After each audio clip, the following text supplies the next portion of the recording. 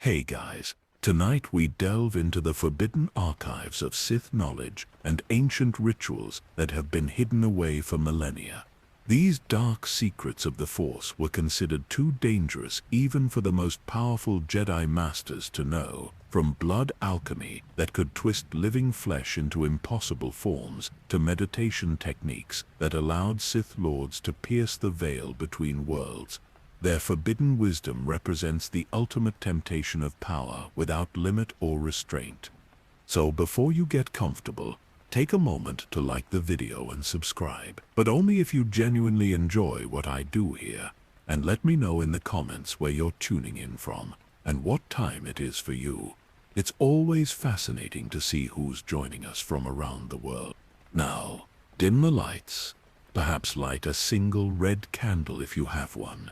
Take your blanket and let us journey together into the darkest corners of the galaxy. When you think of the Sith, you might imagine red lightsabers, force lightning, and black-robed figures plotting in the shadows. But for the true masters of the dark side, these were merely the simplest manifestations of power, like a child's first steps into a vast and terrible wilderness. I am Darth Memoria, keeper of forgotten wisdom, chronicler of shadows. The Jedi would tell you I should not exist, that the knowledge I possess should remain buried beneath the sands of dead worlds. Perhaps they are right. But tonight I shall share with you what I have gathered across countless millennia. Let me tell you of what happened in the final moments of Lord Calig, the last practitioner of the ritual of endless hunger. It was said he had finally unlocked the secret that had eluded even Darth Nihilus, a way to consume Force energy without destroying oneself in the process. Within his obsidian sanctum on a nameless moon, 13 acolytes stood in formation around a central altar carved from pure black kyber crystal. The air itself seemed to bend as Calig began the incantation, ancient Sith words that have no translation in any modern tongue. The kyber began to pulse with crimson light, not reflected, but somehow emanating from within the crystal itself. 7 of the acolytes collapsed instantly as the ritual began to drain their essence. The remaining 6 continued chanting, their skin growing pale and translucent, as if becoming mere vessels for something greater. Calig himself began to change, his physical form becoming indistinct at the edges, as if reality itself could no longer fully contain what he was becoming. And then came the moment that has haunted me through centuries. The altar cracked with a sound like a dying star, and a rift opened above it. Not a rift in space, but something far more fundamental, a tear in the fabric of existence itself. And through that rift, something began to reach back. What happened next cannot be fully described in words a human mind could comprehend. The chamber imploded, yet expanded. Time flowed backwards and forwards simultaneously. The acolytes were consumed not just in body, but in a way that erased them from existence entirely. And Calig, his final scream, echoed not just through that chamber, but across star systems. Sensitive beings throughout the sector reported nightmares of a hunger that could never be satisfied. Some simply never woke again. When Imperial archaeologists discovered the site centuries later, they found only a perfect sphere of emptiness where the sanctum had once stood. No matter, no energy, no space itself, just absence. What was the ritual of endless hunger truly designed to accomplish?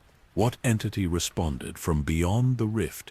And most importantly, why do fragmented references to the eternal hunger continue to appear throughout Sith texts separated by thousands of years and countless light years? These are the mysteries we shall explore together tonight, as we examine the forbidden knowledge of the Sith. But be warned, once certain knowledge is gained, it cannot be unlearned. And some wisdom leaves marks upon the soul that never truly fade.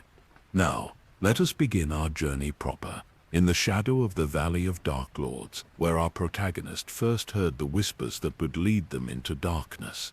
The ancient Sith homeworld of Korriban hung like a withered heart against the blackness of space. Its surface, once vibrant with life, now bore only the scars of a civilization that had embraced power at any cost. The Valley of the Dark Lords stretched beneath twin moons, massive tombs casting long shadows across the red dust that seemed to absorb rather than reflect the meager light. It was here that Lyra Voss first felt the call, not in the Force-sensitive way that would have seen her trained by Jedi or hunted by the Empire, but something more subtle and perhaps more insidious. Dreams that left her waking with ancient words on her lips. Visions of places she had never visited that proved accurate, down to the smallest detail when she finally stood before them. An archaeologist by training, a seeker of truth by nature, Lyra had built a modest reputation recovering artifacts from the Outer Rim, far from the attention of Imperial authorities. Her knowledge of ancient languages and symbols had earned her both credits and the occasional unwanted patron. She had developed a particular expertise in Force-related antiquities, though she possessed no sensitivity herself, or so she had always believed. The shuttle settled onto the landing pad with a soft hiss of repulsors, dust swirling in crimson clouds. Lyra emerged, pulling her breathing mask tight against the caustic atmosphere. Even though atmospheric processors had been installed near the main archaeological sites, Korriban remained fundamentally hostile to life. Perhaps it always had been. Magistrate Corlin waited at the edge of the landing pad, his imperial uniform immaculate despite the harsh conditions. His thin lips pressed into what might generously be called a smile. "Dr. Voss," he said, inclining his head slightly. "Your credentials are impressive, though your background check revealed some interesting gaps." Lecreiser met his gaze without flinching. "My work often takes me beyond the reach of Imperial records, Magistrate. I assure you my qualifications are genuine." "Of course," Corlin replied, though his tone suggested otherwise. "You understand this is a highly restricted site. The Empire takes great interest in Sith artifacts, especially those of potential strategic value. I was told you required an expert in pre-Republic Sith language structures. That is my specialty." The magistrate nodded and gestured toward the nearest tomb entrance. 3 days ago, our excavation team uncovered a previously unknown chamber beneath the tomb of Naga Sado. The inscriptions match no known Sith dialect in Imperial records. As they walked, Lyra noted the unusually heavy security. Elite Imperial guards stood at attention, far more than would be typical for an archaeological site, even one of Sith origin. Whatever they had found, the Empire considered it valuable indeed. "May I ask what prompted the excavation in this particular location?" Lyra inquired, keeping her tone conversational. Corlin hesitated before answering. "An Imperial advisor with special expertise suggested it. I am not at liberty to share more." A Force user then, Lyra thought, likely an Inquisitor, or perhaps even a direct agent of Darth Vader himself. The Emperor's obsession with Sith artifacts was well known in certain circles. They descended into the tomb, passing through security checkpoints that scanned for weapons and recording devices. The air grew colder as they ventured deeper, the silence broken only by their footsteps echoing against stone that had stood for millennia. Finally, they reached a massive door carved with symbols that seemed to shift subtly when viewed from different angles. 4 stormtroopers stood guard, their white armor a stark contrast to the deep red stone. "The chamber is beyond," Corlin explained. "Our previous translator experienced some sort of mental episode after working with the inscriptions for several hours. He is currently under medical supervision." Lyra raised an eyebrow, but said nothing. She had heard similar stories before, usually exaggerated tales of curses or dark side influence. Most often, such incidents had mundane explanations, exhaustion or the psychological effects of working in ancient tomb environments. The door slid open with surprising smoothness, revealing a perfectly circular chamber beyond. Unlike the rough-hewn corridors that had led here, this room appeared to have been created with preternatural precision. The walls were obsidian, polished to a mirror finish, and the floor bore elaborate patterns inlaid with what appeared to be red kyber crystal. At the center stood a pedestal, and upon it rested a single object, an ancient codex bound in some material Lyra could not immediately identify. Around the pedestal, the floor was inscribed with text in a spiral pattern that wound outward to the walls. "This is what we need translated," Corlin said, gesturing to both the codex and the inscriptions. "You have 3 standard days before I must report progress to my superiors." Lyra nodded, already moving closer to examine the text. "I shall need privacy for my work. The presence of others can be distracting when dealing with complex linguistic structures." The magistrate seemed about to object, then nodded curtly. "The guards will remain outside. You will be monitored, of course, and the artifact must not leave this chamber under any circumstances." After Corlin departed, Lyra spent several minutes simply circling the room, observing the inscriptions from different angles. There was something unusual about the script, a fluidity that suggested it might be read in multiple directions to reveal different meanings. When she finally approached the codex itself, she felt an unmistakable sensation, a subtle pressure at the back of her mind, as if something were trying to gain her attention. She had experienced similar sensations around powerful force artifacts before, but never this distinctly. The binding material she now saw was not leather or cloth, but some form of preserved skin, marked with the same flowing script that adorned the floor, with careful hands protected by thin gloves. Lyra opened the codex to its first page. The text inside was written in red ink that seemed to glisten wetly despite its obvious age. The language was indeed unlike any Sith dialect she had previously encountered, yet somehow she found she could understand fragments of it, as if the knowledge were surfacing from some deeply buried part of her mind. Words and phrases began to emerge from the seemingly indecipherable text. Ritual, hunger, transcendence, eternal, and repeated throughout. A phrase that sent a chill through her spine. The absence that devours. As she continued to study the text, Lyra became aware of another presence in the chamber. Not physical, there was no one else there but a watching consciousness that seemed to observe her from just beyond the edges of perception. "Who are you?" she whispered, not expecting an answer. To her shock, words formed in her mind in response, not in basic, but in the ancient Sith tongue of the Codex. "I am the keeper of knowledge long forbidden. I am the voice of those who transcended flesh to become eternal. I have waited for one who could understand." Lefia nearly dropped the Codex. This was beyond anything she had encountered in her years of study. This was not merely a force, echo, or imprint, but an active consciousness somehow bound to or preserved within the artifact. "What do you want from me?" she thought, and was startled when the presence seemed to respond to her unspoken question. To be heard, to be known, to share what was hidden even from the greatest lords of the Sith. Knowledge that can remake a being into something beyond the crude matter of this universe. Despite her scholarly detachment, Lyra felt a thrill of both fear and excitement. This was the discovery of a lifetime, perhaps of many lifetimes. Whatever entity was bound to this codex, it possessed knowledge thought lost to the ages.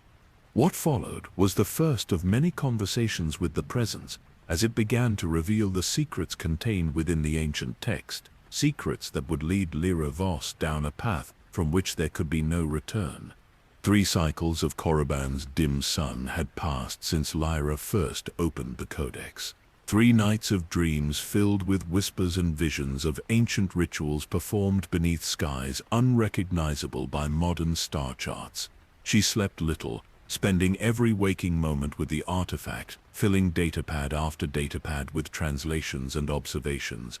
Magistrate Corlin grew increasingly impatient for results, but Lyra provided only the most superficial findings. Something instinctive told her that the full contents of the codex must remain hidden from Imperial eyes. The presence that communicated with her seemed to agree, revealing certain passages only when she was entirely alone. On the fourth day, as Lyra traced her fingers over a particularly complex glyph, the presence spoke with greater urgency than before. The time approaches when you must make a choice, Seeker. This knowledge cannot remain here. Others come who would use it to unleash devastation beyond imagining. What others? Lyra whispered, careful to subvocalize so the monitoring devices would not pick up her words. One touched by both light and dark, who serves a master of pure shadow. He seeks what lies hidden between worlds, the keys to the prison of ancient beings. Imperial Inquisitors, Lyra thought, Force wielders who hunted Jedi survivors, but also collected Sith artifacts for the Emperor. If one was coming specifically for this codex, it meant the Empire had some inkling of its true importance. What am I supposed to do? She thought. I cannot simply walk out with an Imperial artifact, and even if I could, where would I take it? You need not take the physical object. The wisdom it contains can be transferred to one prepared to receive it. But first, you must complete the ritual of dark clarity. Only then can you perceive the full truth. The presence proceeded to describe a relatively simple ritual that would, it claimed, allow Lyra to perceive and retain the deeper layers of knowledge contained within the codex. The ritual required 3 elements: blood freely given, the light of Korriban's twin moons, and a phrase spoken in the ancient Sith tongue. Despite years of academic caution, Lyra found herself considering it. The historian in her argued that this was a unique opportunity to preserve knowledge that might otherwise be lost or misused. But another part of her, one she scarcely recognized, hungered for the wisdom itself. I need time to consider, she said aloud, closing the codex carefully. You have until moonrise. After that, it will be too late. When Lyra emerged from the tomb chamber, Magistrate Corlin was waiting with 2 stormtroopers. Dr. Voss, he said, his tone even colder than usual, you have a visitor. Standing behind him was a tall figure dressed in black Imperial uniform with distinctive insignia that marked him as part of the Emperor's personal intelligence service. His face was aristocratic, with sharp cheekbones and eyes so dark they appeared almost black in the tomb's dim lighting. Agent Thalius Wren. The man introduced himself with a slight bow that somehow managed to seem mocking rather than respectful. I have been sent to evaluate your progress and the strategic value of your findings. Lyra felt a distinct pressure against her mind as he spoke, subtle but unmistakable, force-sensitive, and trained to use it for interrogation. She strengthened her mental barriers, techniques she had learned from a Miraluka scholar years ago, designed to shield thoughts from Force users. My work is proceeding methodically, Agent Wren, she replied, keeping her expression neutral. Ancient languages cannot be rushed if accuracy is the goal. Something flickered in Wren's dark eyes, a hint of suspicion, or perhaps recognition of her mental defenses. Indeed, he said smoothly. However, the Emperor has particular interest in certain aspects of Sith lore. I would appreciate a private discussion of your preliminary findings. Corlin looked as if he might object to being excluded, but a glance from Wren silenced him immediately. The magistrate and stormtroopers withdrew, leaving Lyra alone with the Imperial agent. The moment they were out of earshot, Wren's demeanor changed. The polite facade vanished, replaced by intense focus. You have been communing with it, he said. Not a question but an accusation. The entity bound to the Codex. Lyra considered denial, then recognized the futility. Yes, it offers knowledge in exchange for freedom, a common enough pattern with bound entities. Wren's eyes narrowed. And you believe you can control such a being? Use its knowledge without consequence. Many have thought the same. They are all dead, or worse. I never said I accepted its offer, Lyra replied carefully. I am a scholar, not a fool. Yet you shield your thoughts, Ren observed, circling her slowly. Curious behavior for a mere academic. When one works with Force artifacts regularly, certain precautions become habit. Ren stopped, standing uncomfortably close. The Emperor foresaw the discovery of this artifact. He knows its true nature, what it contains, what it can unlock. The being that speaks to you is not what it claims. It is merely an echo, a fragment, of something far greater and more terrible. Lyra felt a chill at his words, remembering phrases from the Codex, the absence that devours, the eternal hunger. What does the Emperor want with it? She asked, already guessing the answer.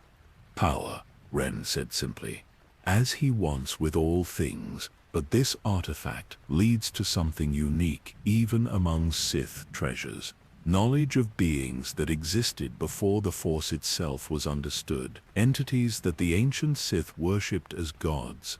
The absent gods, Lyra whispered, the phrase emerging from memory, though she could not recall reading it in the Codex. Ren's expression changed subtly, surprise quickly masked. You have learned more than you admit, Dr. Voss. Now I must insist you share everything. His hand moved toward his side, where Lyra noticed for the first time the distinctive hilt of an Inquisitor's lightsaber. Before he could grasp it, alarms began blaring throughout the complex. Red emergency lights flashed in the corridor. Ren's comlink activated automatically. Report, he snapped. We're under attack, came Corlin's panicked voice. Some kind of mercenary force. They've breached the outer perimeter and are advancing on the main excavation. Secure the artifact chamber, Ren ordered. I'm on my way, to Lyra, he added. This discussion is not finished. Remain here. The moment he disappeared up the corridor, Lyra made her decision.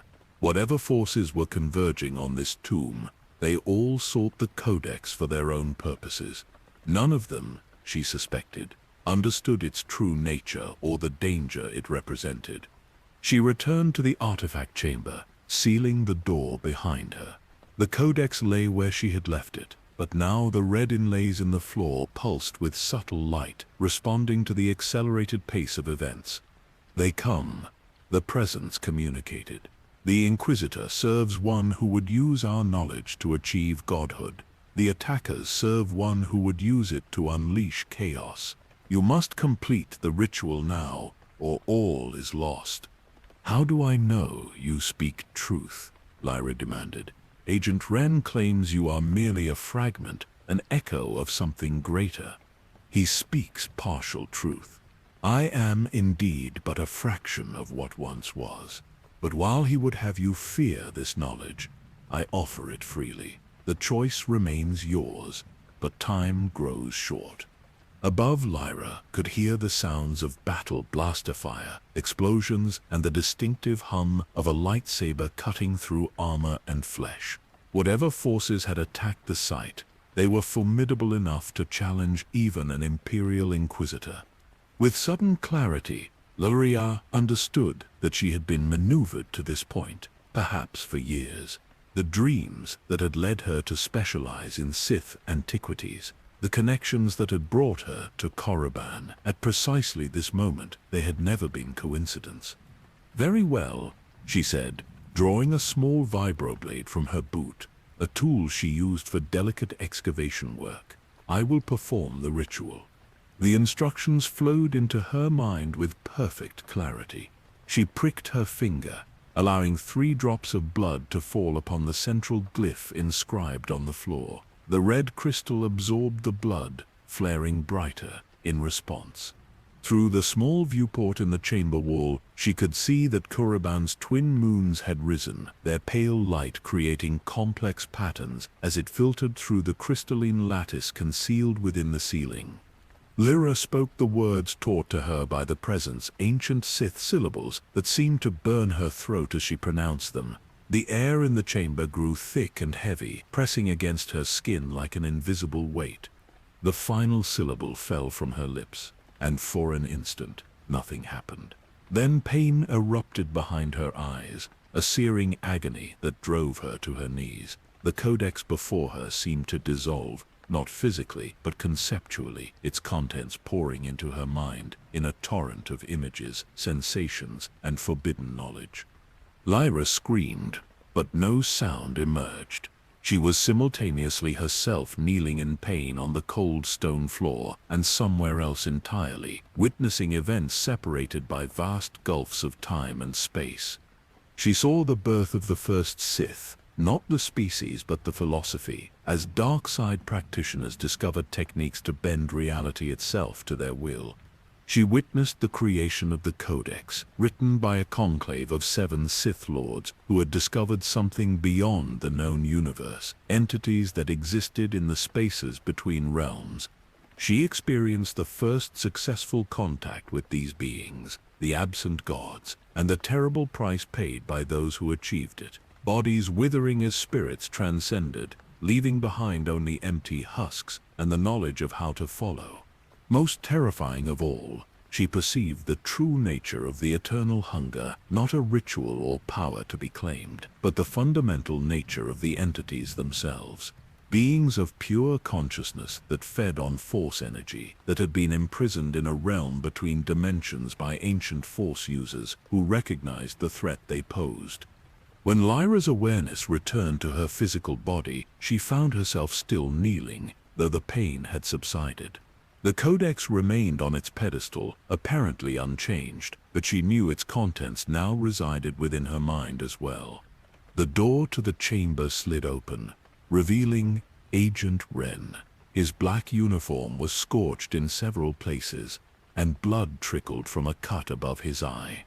His lightsaber hummed with ominous red energy. "What have you done?" he demanded, sensing the residual energy of the ritual. Lyra rose slowly to her feet, feeling strangely calm despite the danger. What was necessary? The knowledge is safe now, beyond the Emperor's reach. Wren's face contorted with rage. "You fool! You have no idea what forces you've meddled with." He raised his lightsaber. "The Codex belongs to the Emperor. As for you, your usefulness has ended." Before he could strike, a blaster bolt struck him from behind. He staggered forward, turning to face this new threat as a figure appeared in the doorway. "Sorry to interrupt," said a man in battered Mandalorian armor, his helmet's T-visor regarding them impassively. "But I believe the lady and I have business to discuss." Inquisitor Wren, the Mandalorian continued, keeping his blaster trained on the Imperial agent. "Your forces are defeated, and reinforcements are too far away to help. I suggest you consider your options carefully." Wren's eyes darted from the Mandalorian to Lyra, then to the Codex. With a snarl of frustration, he lunged toward the artifact. The Mandalorian fired again, but Wren deflected the bolt with his lightsaber, closing the distance to the pedestal. Before he could seize the Codex, Lyra reached out instinctively. Knowledge that had been transferred to her mind during the ritual surfaced without conscious thought. She spoke a single word in the ancient Sith tongue, and the floor beneath Wren's feet erupted with crimson energy. The Inquisitor screamed as the energy enveloped him, his lightsaber falling from nerveless fingers. When the light faded, he lay unconscious, his connection to the Force temporarily severed by the ancient Sith technique Lyra had unwittingly employed. The Mandalorian gave a low whistle. "Impressive," he said, stepping fully into the chamber and securing the fallen Inquisitor with restraints. "My employer will be most interested in how you managed that. I'm Darius Cade, by the way. I've been looking for you, Dr. Voss." Lyra regarded him warily. "Your employer? Someone who shares your interest in preserving knowledge rather than exploiting it. Someone who recognized the importance of this particular artifact and arranged for your involvement in its study. The attack on the excavation was orchestrated to extract me," Lyra realized. Cade nodded. "Along with whatever you discovered, We should leave quickly. Imperial reinforcements will arrive within the hour. Lyra glanced at the codex, knowing she should destroy it now that its contents were secured within her mind. Yet something held her back. The presence that had guided her remained silent, but she sensed it was still there, watching, waiting. The codex comes with us, she decided. There is much more to learn, and it must be kept from both the Empire and others who would misuse it. As you wish, Cade replied. Our ship is waiting. I hope you're prepared for what comes next, Dr. Voss. Because after tonight, there's no returning to your old life. As they departed the chamber, Lyra cast one final glance back at the circular room with its obsidian walls and red crystal inlays. In her mind, she heard a final whisper from the presence. The journey begins. The first key is found. 2 more await before the truth can be fully revealed. The Starship Horizon Seeker slipped into hyperspace, leaving Korriban and its Imperial pursuers far behind. In the vessel's secure cargo hold, the Sith Codex rested within a containment field designed to suppress energy emissions. Lyra sat across from it, still processing the vast repository of knowledge now residing within her mind. Darius Cade entered, his Mandalorian armor now replaced with more practical Spacer's attire, though the blaster remained at his hip. He handed Lyra a steaming cup of cafe. My employer is eager to speak with you, he said, taking a seat opposite her. We've set course for a secure location where you can meet in person. Lyra accepted the cafe, but ignored his statement. Who exactly is your employer? I find myself suddenly reluctant to trade one master for another. Cade smiled slightly. No masters here, Doctor.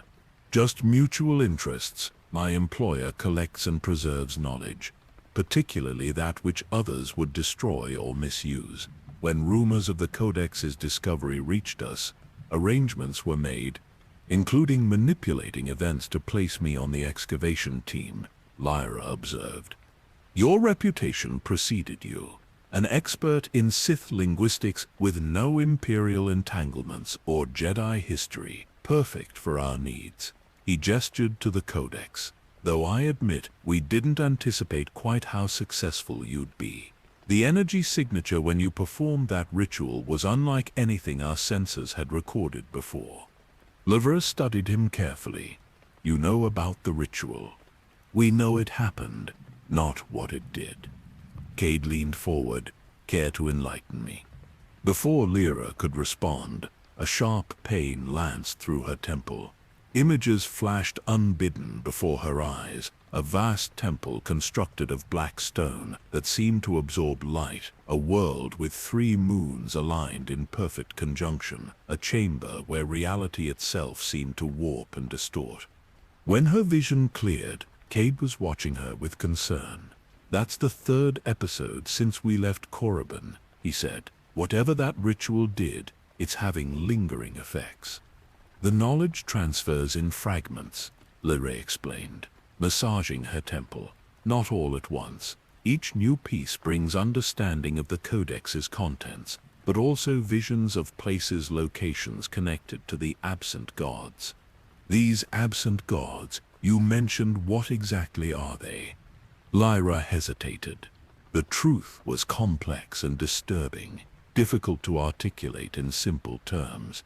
Based on what I've assimilated so far, they appear to be entities that existed before our current understanding of the Force developed. Not Sith or Jedi, but something more fundamental, beings of pure consciousness that were somehow imprisoned between dimensions by ancient Force users.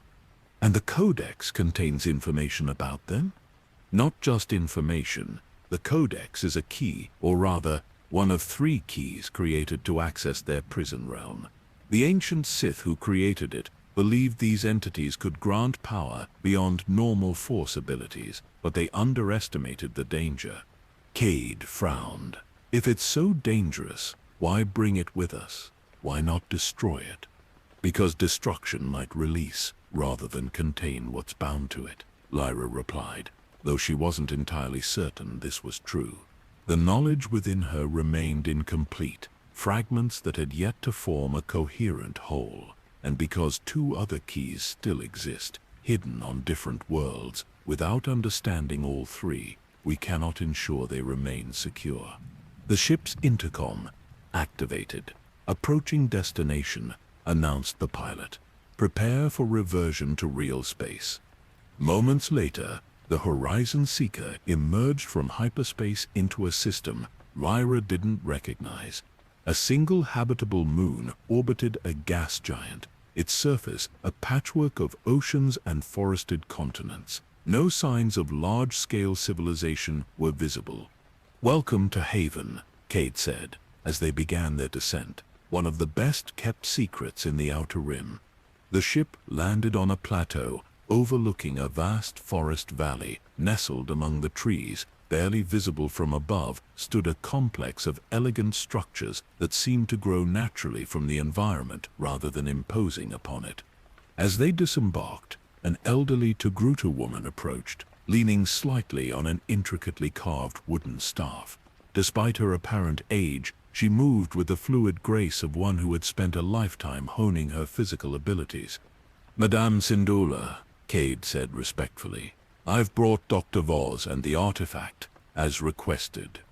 The Togruta studied Lyra with eyes that held wisdom and wariness in equal measure. "I sense the knowledge has already begun transferring," she said, her voice surprisingly strong. "The ritual was successful, then?" Lyra nodded slowly. "You knew about the ritual. You expected me to perform it. I hoped you would recognize its necessity," Madame Syndulla replied. "The Codex can only be truly understood by one who has undergone the ritual of dark clarity. Otherwise, its contents remain partially obscured, its true purpose hidden." "And what is that purpose exactly?" Lyra asked. "Because what I've seen so far suggests it's far more dangerous than a simple repository of Sith knowledge." Syndulla gestured toward the complex. "Walk with me, Dr. Voz. There is much to discuss, and some things are better shown than told." As they followed the path toward the structures, Lyra noticed subtle security measures integrated into the natural environment. Motion sensors disguised as native flora, defensive positions hidden among rock formations. This was no simple retreat, but a fortress designed to avoid appearing as one. "Haven was established decades ago," Syndulla explained, "as a sanctuary for knowledge deemed too dangerous or controversial by both Republic and Empire.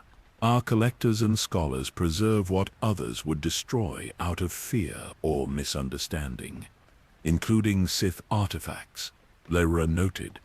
"Including knowledge from all traditions without prejudice," Syndulla corrected.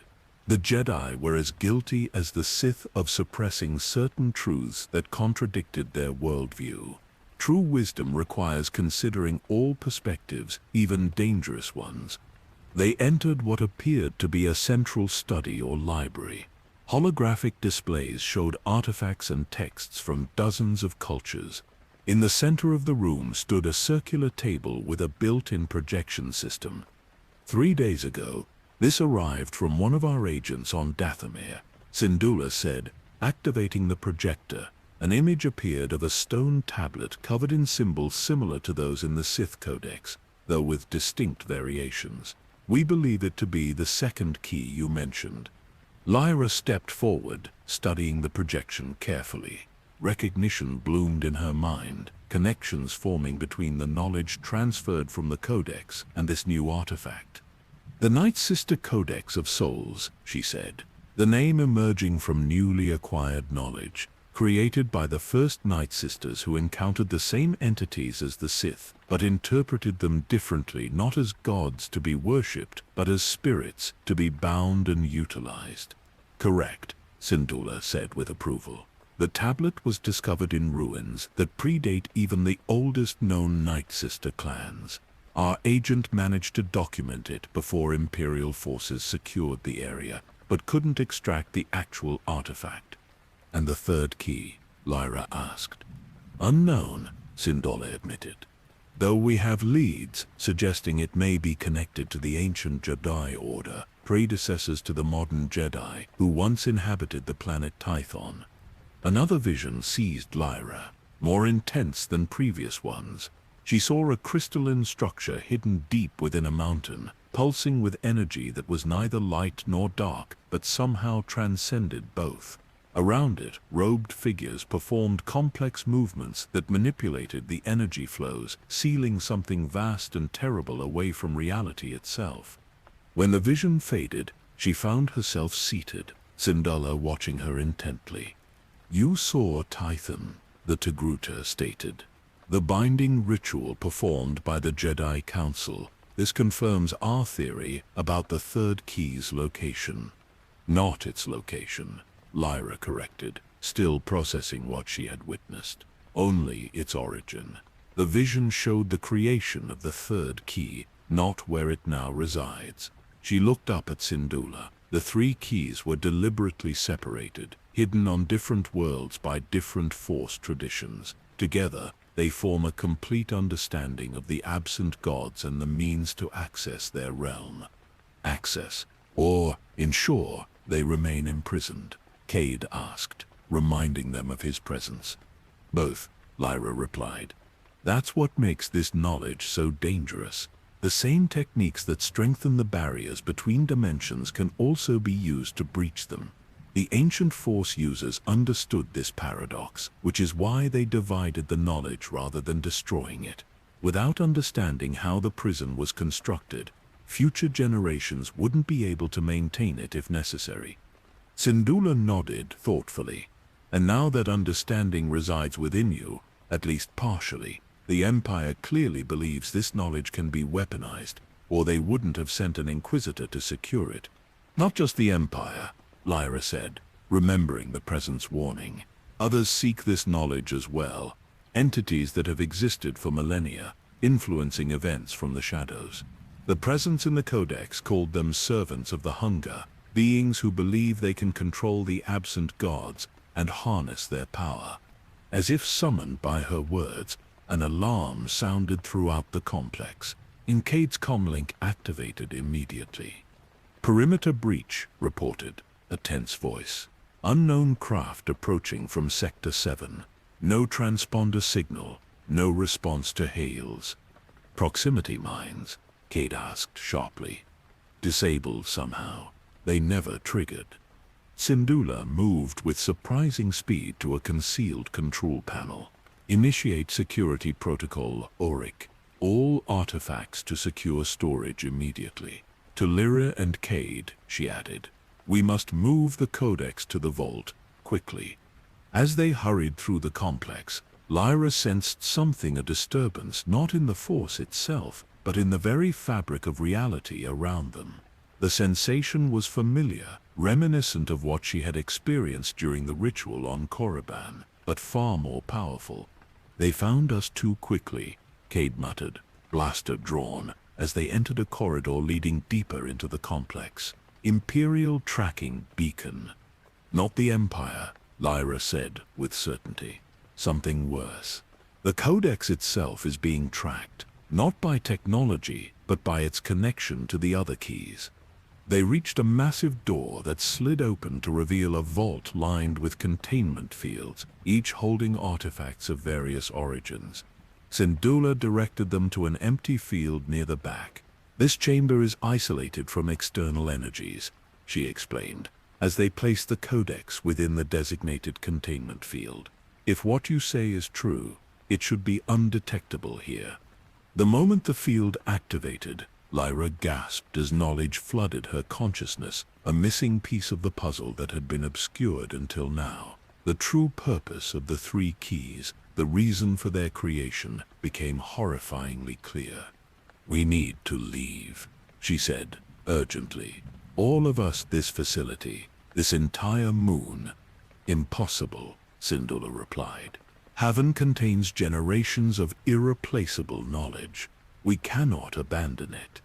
"You don't understand," Lyra insisted. "The keys aren't just repositories of knowledge or means to access the prison realm. They're beacons, designed to guide the servants to potential entry points. By bringing the first key here, I've turned Haven into a target.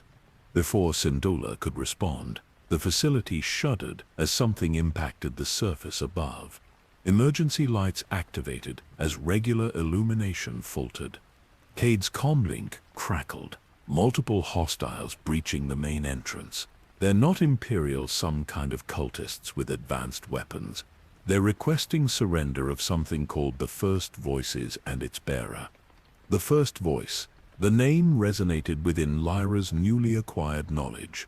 The Sith name for their key. The Codex that now resided within the vault, and in a metaphysical sense within Lyra herself. They're here for me and the Codex, she said grimly. The ritual linked us. Even if we separate physically, they can track us through the connection. Syndulla's expression hardened with resolve. Then we must ensure they find neither. Cade, prepare the Horizon Seeker for immediate departure. Take Dr. Vos to the coordinates. I will provide hidden refuge even our own people don't know about. And you? Cade asked. I will ensure Haven and its knowledge survive, the Togruta replied, moving to a secure terminal. Go now, we will hold them as long as possible. As they ran toward the landing pad where the ship waited, Lyra struggled with her fragmentary understanding of what was unfolding. The knowledge transferred from the Codex remained incomplete, crucial details still locked behind mental barriers that would only dissolve with time, or perhaps with exposure to the other keys. One thing was certain, they had stumbled into a conflict that had raged silently for millennia, between those who sought to maintain the barriers between dimensions and those who sought to tear them down. And now, for better or worse, Lyra Vos stood at the center of that ancient struggle, bearing knowledge that could determine its outcome.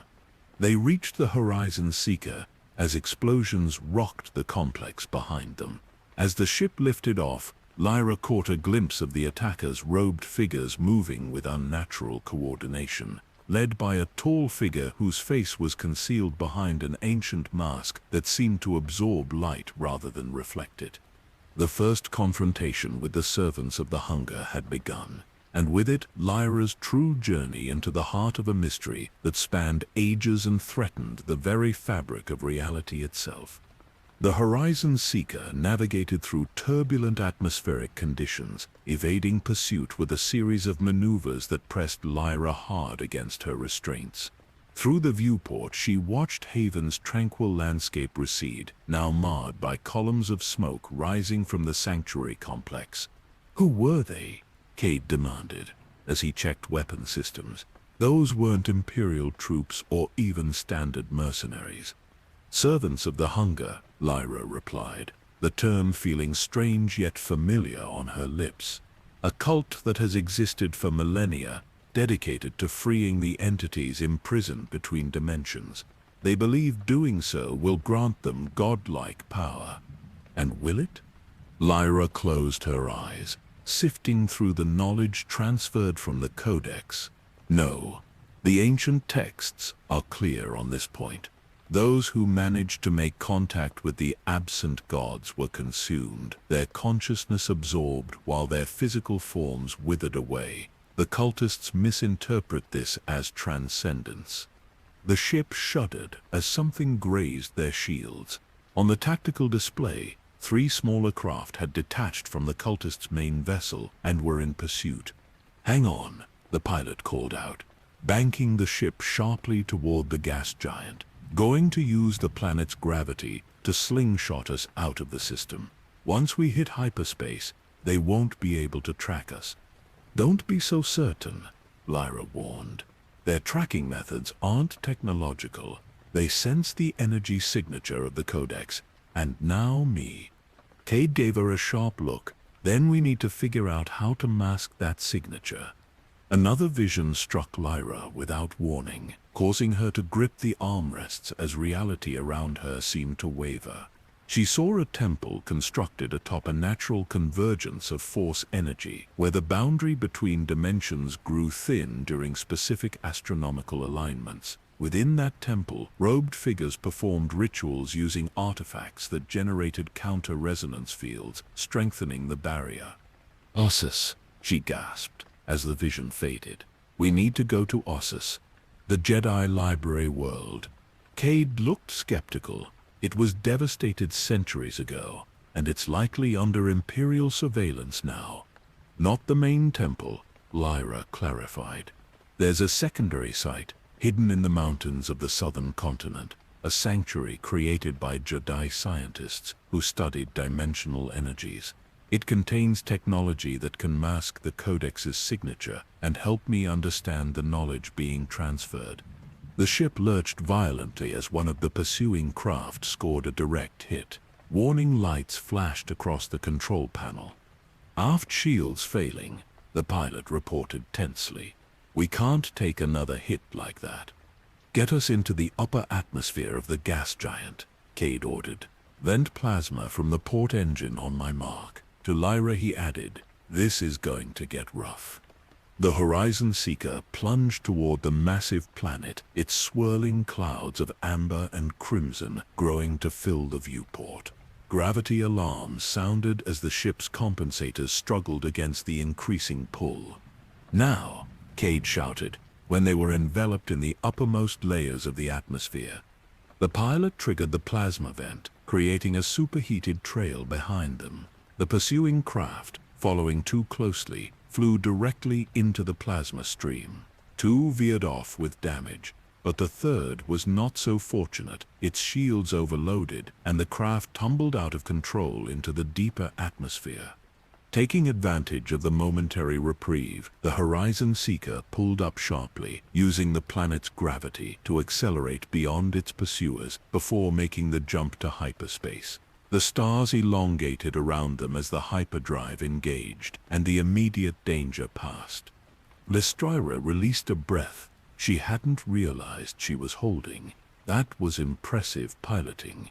"Old smuggler's trick," Cade replied with a grim smile. "Now about Ossus, tell me why we should trust this vision of yours." "The knowledge transferred from the Codex isn't just abstract information," Lyra explained. "It includes memories from those who created it, experiences passed down through a kind of mental imprinting. What I saw was a memory of Ossus before its destruction, when it housed one of 3 sanctuaries created specifically to study and contain knowledge of the absent gods. And you believe this sanctuary survived the cataclysm that devastated the planet. The sanctuaries were built to withstand dimensional disturbances. It's possible." Lyra rubbed her temples, fighting another headache. "What matters is that the sanctuary contains technology that can help us understand the Codex and shield its energy signature." Cade studied her for a long moment before nodding. "I'll inform Syndulla, assuming she escaped. In the meantime, you should rest. You look exhausted." Lyra couldn't argue with that assessment. The continued influx of alien knowledge and memories was taking a physical toll. She made her way to a small cabin and collapsed onto the narrow bunk, falling almost instantly into a deep sleep filled with dreams of ancient rituals and beings that existed beyond the comprehension of mortal minds. Hours later, she awoke disoriented, fragments of visions still clinging to her consciousness. A sense of urgency propelled her from the bunk. Something important had revealed itself in her dreams, though the details remained frustratingly elusive. She found Cade in the ship's common area, examining data on a holographic display. "How long until we reach Ossus?" she asked without preamble. "Another 12 hours, he replied, studying her with concern. "You've only been asleep for 6. You should rest more." Lyra shook her head. "There's no time. I've realized something about the Codex and its purpose. It's not what we thought." Cade gestured to the seat across from him. "I'm listening." "We've been operating under the assumption that the 3 keys, the Sith Codex, the Night Sister Tablet, and the Jedi Crystal were created to access the prison realm of the absent gods." Lyra began, organizing her thoughts as she spoke. "But that's only partially correct. Their primary purpose was to maintain the prison, to strengthen the barriers between dimensions that naturally weaken over time. How does that change our situation? Because the keys were designed to work together, in conjunction with specific rituals performed during rare astronomical alignments. When separated, they become unstable, leaking energy that can be detected by those sensitive to such things like the cultists who attacked Haven. Cade frowned. So by securing one key, we've actually made it more detectable? Exactly. The keys seek resonance with each other, creating a kind of psychic beacon. That's why the cultists found us so quickly at Haven. Lyra leaned forward intently. And there's more. The knowledge transferred to me through the ritual is incomplete, fragmented. To fully understand it, I need access to all 3 keys. Which means finding the other 2, Cade concluded.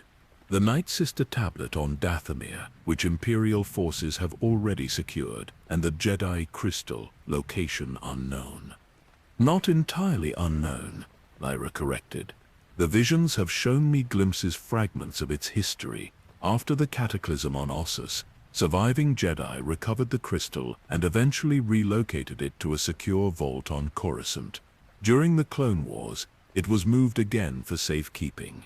The trail ends there, but the sanctuary on Ossus should contain records that can help us track it.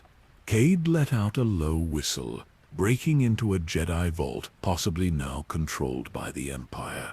You certainly dream big, Dr. Vors. This isn't about academic curiosity anymore, Lyra said gravely. The barriers between dimensions have been weakening for centuries. The absent gods are becoming more active, influencing events in our reality. If we don't restore the keys to their proper alignment soon, the consequences will be catastrophic. And yet, Cade said carefully, all of this knowledge comes from the Codex itself, or the entity bound to it. How can we be certain it's telling the truth? For all we know, uniting the 3 keys could break the prison rather than strengthen it. The question gave Lyra pause. The Mandalorian had a point. The entity's agenda remained unclear, and the knowledge it provided could be selective or misleading. Yet the visions she'd experienced felt genuine, carrying an emotional weight and complexity that would be difficult to fabricate. The sanctuary on Ossus should provide confirmation, she said finally. It was established by the Jedi, who approached these matters scientifically rather than mystically. If their records align with what I've learned from the Codex, we can proceed with greater confidence. Their conversation was interrupted by the pilot's voice over the intercom. We've received an encrypted transmission from Haven, patching it through now. A holographic image appeared, distorted by interference but recognizable as Madame Syndulla. Her clothing was singed, and a wound on her forehead had been hastily bandaged. Cade, Dr. Voss, she began, her voice breaking up intermittently. Haven has fallen. Most of our people escaped, but the sanctuary itself is lost. The cultists were unlike any adversaries we've faced, systematic, relentless, and armed with technology that seemed designed specifically to counter our defenses. Are you safe? Cade asked. For now, we've scattered to emergency rendezvous points. Syndulla's image stabilized momentarily. There's more you should know. Before the final evacuation, we managed to extract data from one of the cultists' devices. They're not working alone. They have Imperial support, possibly from within the Emperor's inner circle. Ladryra and Cade exchanged alarmed glances. Are you certain? Ladryra asked. The evidence is clear, Syndulla confirmed. Advanced Imperial encryption protocols, access codes to restricted facilities. Someone with significant authority is facilitating their activities. The transmission began to deteriorate further. We're continuing to analyze. We'll contact when avoid Ossus trap. The transmission cut out entirely, leaving them with a final fragmented warning that sent a chill through Lyra. Avoid Ossus trap. Well, Cade said, after a moment of tense silence, that complicates matters. We still need to go to Ossus, Lyra insisted. The sanctuary contains crucial information about the keys. Without it, we're operating blindly into what Syndulla just identified as a probable trap. Cade shook his head. If the cultists have Imperial support, they could have forces waiting for us. Lyria closed her eyes, concentrating on the knowledge within her mind, searching for alternatives. There may be another way, she said slowly. A secondary facility on Dantooine established during the same era as the Ossus Sanctuary. It wouldn't have the complete records, but it might contain enough to guide our next steps. Cade nodded thoughtfully. Dantooine is remote, largely agricultural, less likely to have a significant Imperial presence. We can approach under the guise of a supply run to one of the farming communities. The decision made, they altered course for Dantooine. During the journey, Lyra spent hours meditating, attempting to organize and interpret the fragments of knowledge continuing to surface in her mind. Slowly, a picture began to emerge, not of ancient gods or mystical powers, but of something far more scientific and potentially more disturbing. The absent gods, as the Sith had named them, appeared to be entities composed of pure energy that existed in a dimension adjacent to normal space. They had not been imprisoned by ancient Force users, as the Codex had initially suggested, but had been prevented from fully entering this dimension after a partial incursion that had catastrophic consequences. The three keys were not keys at all, but sophisticated devices disguised as mystical artifacts, designed to generate an energy field that reinforced the natural barriers between dimensions. Their creation had been a collaborative effort between three distinct Force traditions, each contributing unique insights and methodologies. This realization brought both clarity and confusion. If her interpretation was correct, the entity bound to the Codex had deliberately misled her about certain crucial details. But why? What purpose would be served by this deception? As the Horizon Seeker emerged from hyperspace near Dantooine, Lyra came to a troubling conclusion. The entity had manipulated events to bring the first key out of Imperial hands, knowing that doing so would attract the attention of the cultists. It wanted the three keys united, but not to strengthen the dimensional barriers. The entity sought freedom, and Lyra Vors was unwittingly becoming the instrument of its liberation. Dantooine's landscape spread beneath them as the Horizon Seeker descended toward the planet's surface, vast rolling plains interspersed with scattered settlements and ancient ruins half reclaimed by nature. They landed in a small spaceport serving one of the larger agricultural communities, their arrival noted but not questioned by the minimal staff.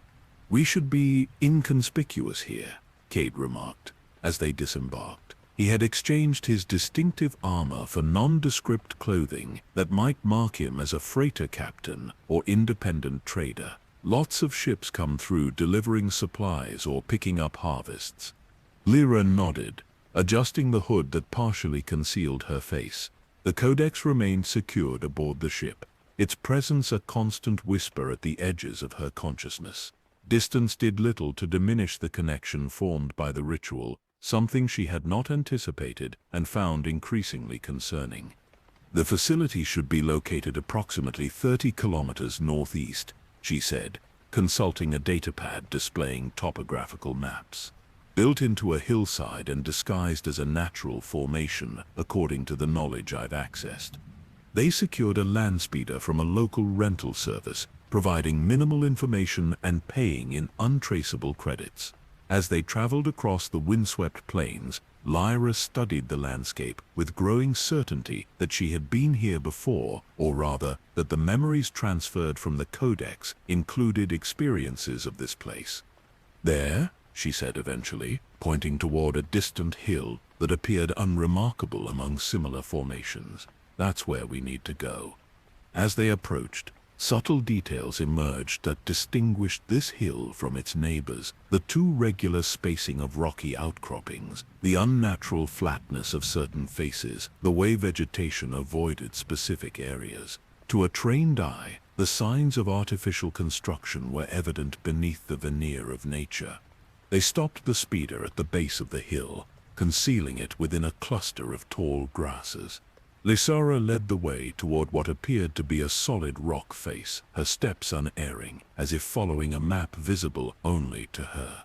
When she placed her palm against a specific point on the stone surface, a faint vibration ran through the rock.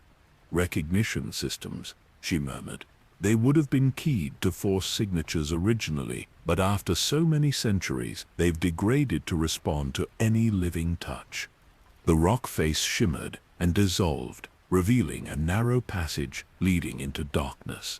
Ancient emergency lighting activated as they entered, illuminating a corridor carved from the native stone and reinforced with materials that had withstood millennia without deterioration.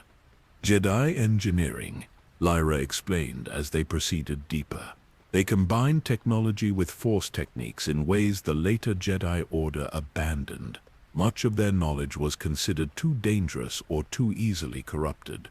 The corridor opened into a circular chamber dominated by a central pedestal. Unlike the opulent designs of Sith architecture or the austere functionality of later Jedi construction, this space balanced aesthetic beauty with practical purpose.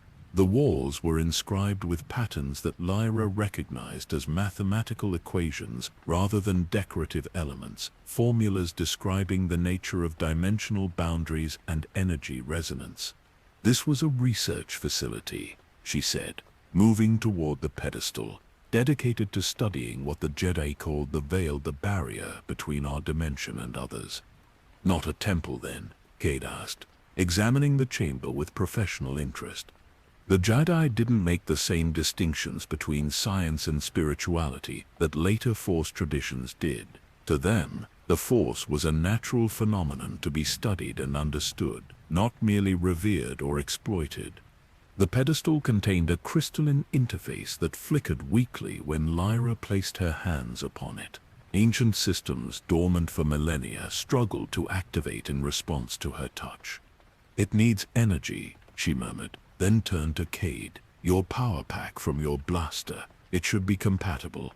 Cade raised an eyebrow, but removed the pack from his weapon and handed it to her. Lyra opened a concealed panel in the pedestal's base and connected the power source with surprising confidence, her movements guided by knowledge that was not entirely her own. The crystal interface illuminated fully, projecting holographic data into the air above the pedestal. Most of the text was in ancient Jedi script, but Lyra found she could understand it with the same inexplicable comprehension that had allowed her to read the Sith Codex. "This confirms it," she said, after studying the information for several minutes. The three keys were created by a coalition of Force traditions to contain an incursion from another dimension. Beings composed of pure energy that the Jedi called Void Dwellers, the Night Sisters named the Formless Ones, and the Sith eventually worshipped as the Absent Gods. Cade moved closer, looking at the holographic display, though he couldn't read the ancient text. So not actually gods or spirits. No, though their abilities would seem godlike by our standards. They exist as conscious energy, not bound by physical form or the limitations we experience. The records describe how they first manifested through natural weak points in the dimensional barrier, initially appearing as voices or visions to Force sensitives. Lyra manipulated the interface, navigating through the ancient database with increasing skill.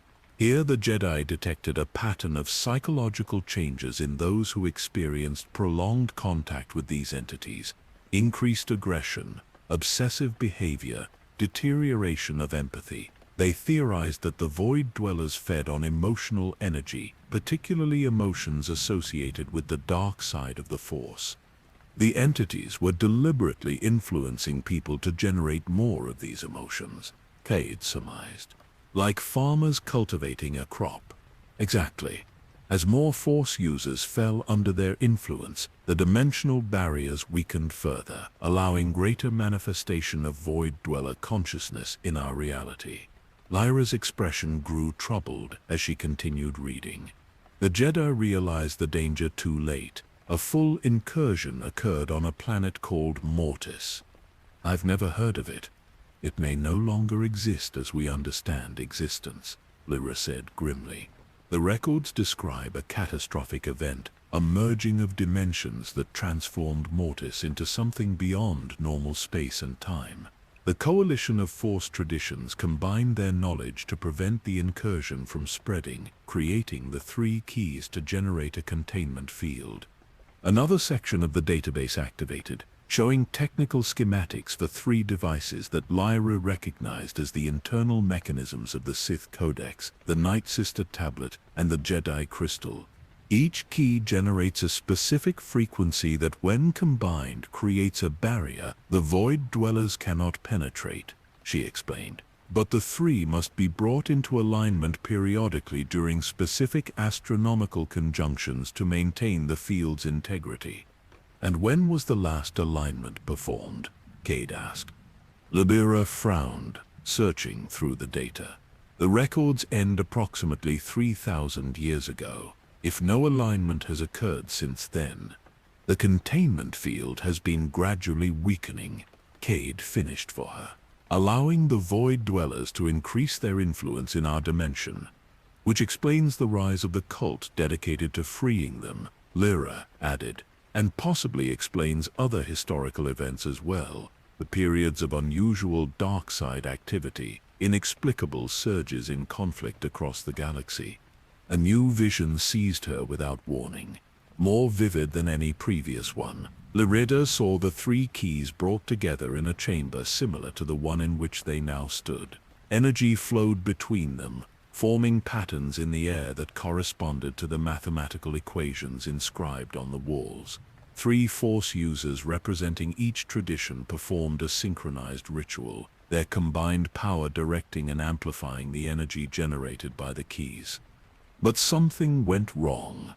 One of the participants, a Sith Lord whose face remained in shadow, altered the harmonic frequency, creating a discordance that shattered the alignment. In the chaos that followed, the 3 keys were separated, each taken by its respective tradition for safekeeping.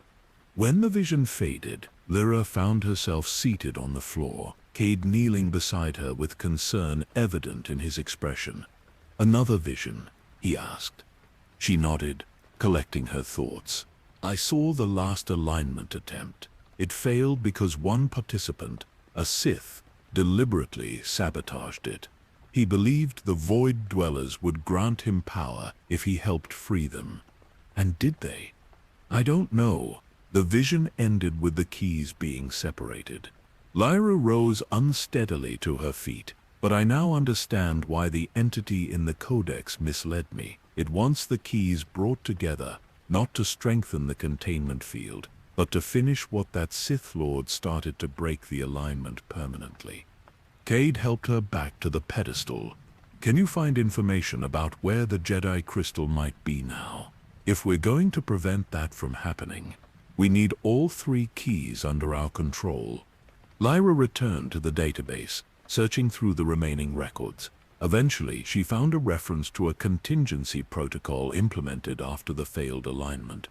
The Jedi Masters foresaw the possibility of further sabotage, she said. They created a hidden sanctum on Tython, their original homeworld, where their key could be properly secured. Only those who passed specific trials could access it, ensuring that any who sought the crystal would understand its true purpose and the importance of maintaining the containment field. And the location of this sanctum. Coordinates are provided, but they're useless without the planetary reference system used by the ancient Jedi. Lyra continued searching. However, there's mention of a navigational cipher stored at a secondary location, the Great Temple on Yavin 4th. Which is now likely crawling with Imperial forces, Cade noted grimly. The Emperor has been collecting Sith artifacts and knowledge from across the galaxy. A temple with connections to ancient Force traditions would certainly have attracted his attention. Lyra was about to respond when a subtle vibration ran through the facility. The ancient security systems were reacting to something, an intrusion or perhaps a proximity alert. "Someone's found us," Cade said, drawing his blaster and moving toward the entrance corridor. Lyra quickly copied as much data as possible to her datapad before disconnecting the power source. "We need to leave now." They moved quickly back through the corridor, but before reaching the exit, Lyra halted abruptly. "Wait," she whispered. "I sense something." The connection to the codex, constantly present in her mind, had intensified sharply. Through it, she perceived a familiar presence approaching the facility, moving with purpose and malevolent intent. "The masked figure who led the attack on Haven," she said. "He's here. He tracked us through my connection to the codex." Cade cursed under his breath. Is there another way out of this place? Lyra searched her transferred memories. Yes, an emergency escape tunnel designed to collapse after use. It exits on the far side of the hill.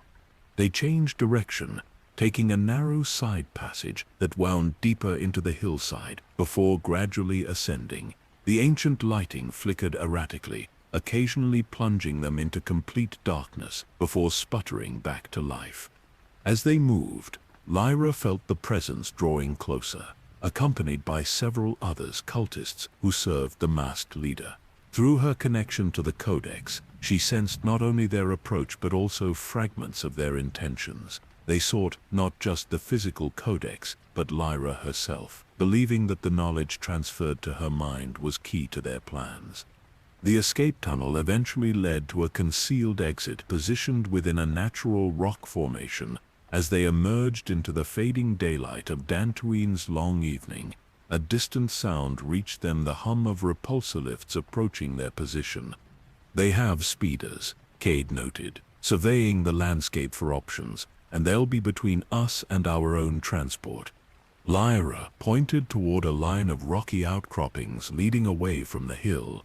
"If we can reach those formations, we might find cover until nightfall, then circle back to the spaceport and get off-world before they can establish a proper search grid." As they began moving toward the rocks, Lyra experienced a strange dual awareness, her physical surroundings overlaid with perceptions flowing through her connection to the codex. She could sense the masked figure's frustration upon finding the facility empty, his determination as he ordered his followers to expand their search perimeter. Most disturbing of all, she felt his awareness suddenly shift, focusing with predatory intent in their direction. Somehow he had sensed her presence just as she sensed his. "He knows where we are," she told Cade urgently. "We need to move faster." The race for survival had begun, with the fate of more than just their lives hanging in the balance.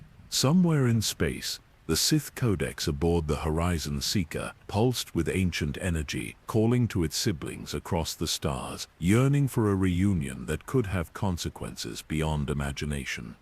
Twilight descended over Dantooine's plains as Lyra and Cade navigated the rocky terrain, using the growing darkness to their advantage.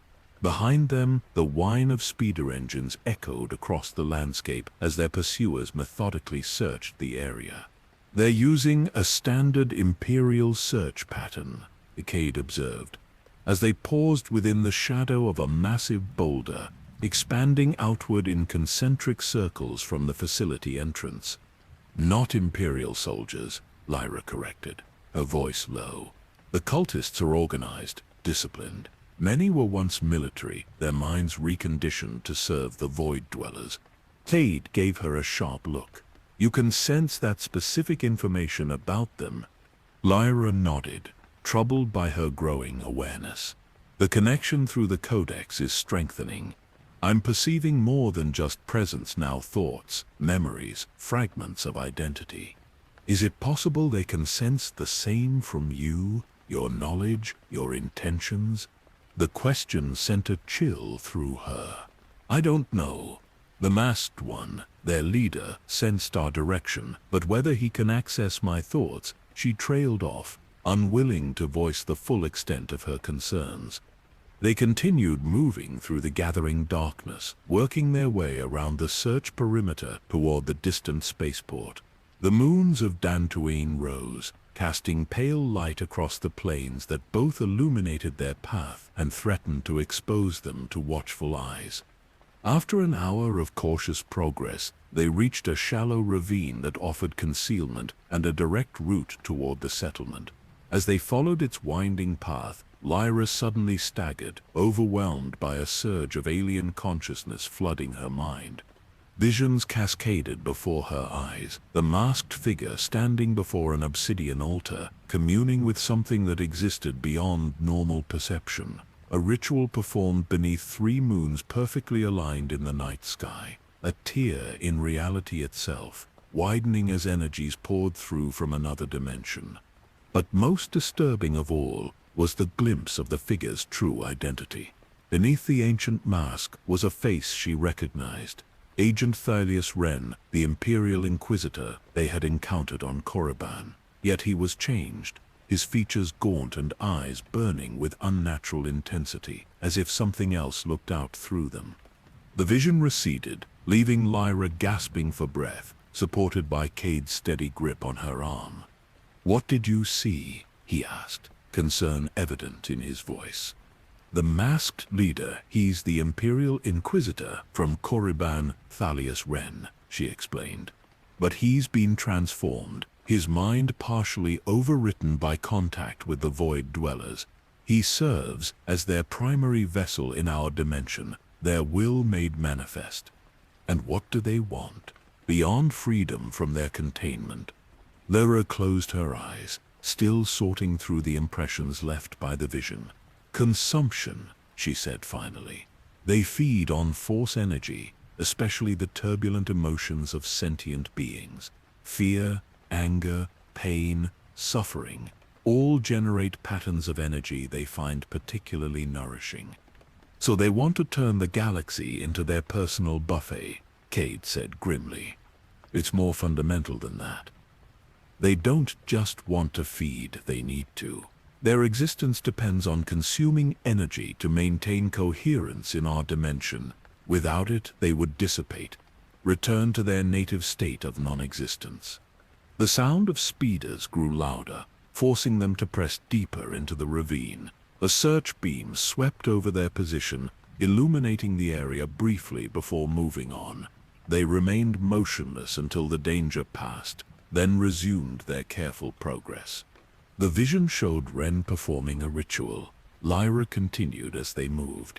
"I believe he intends to use the 3 keys not to break the containment field entirely, but to create controlled breaches at specific locations, places with strong force presence that would provide maximum sustenance for the Void Dwellers.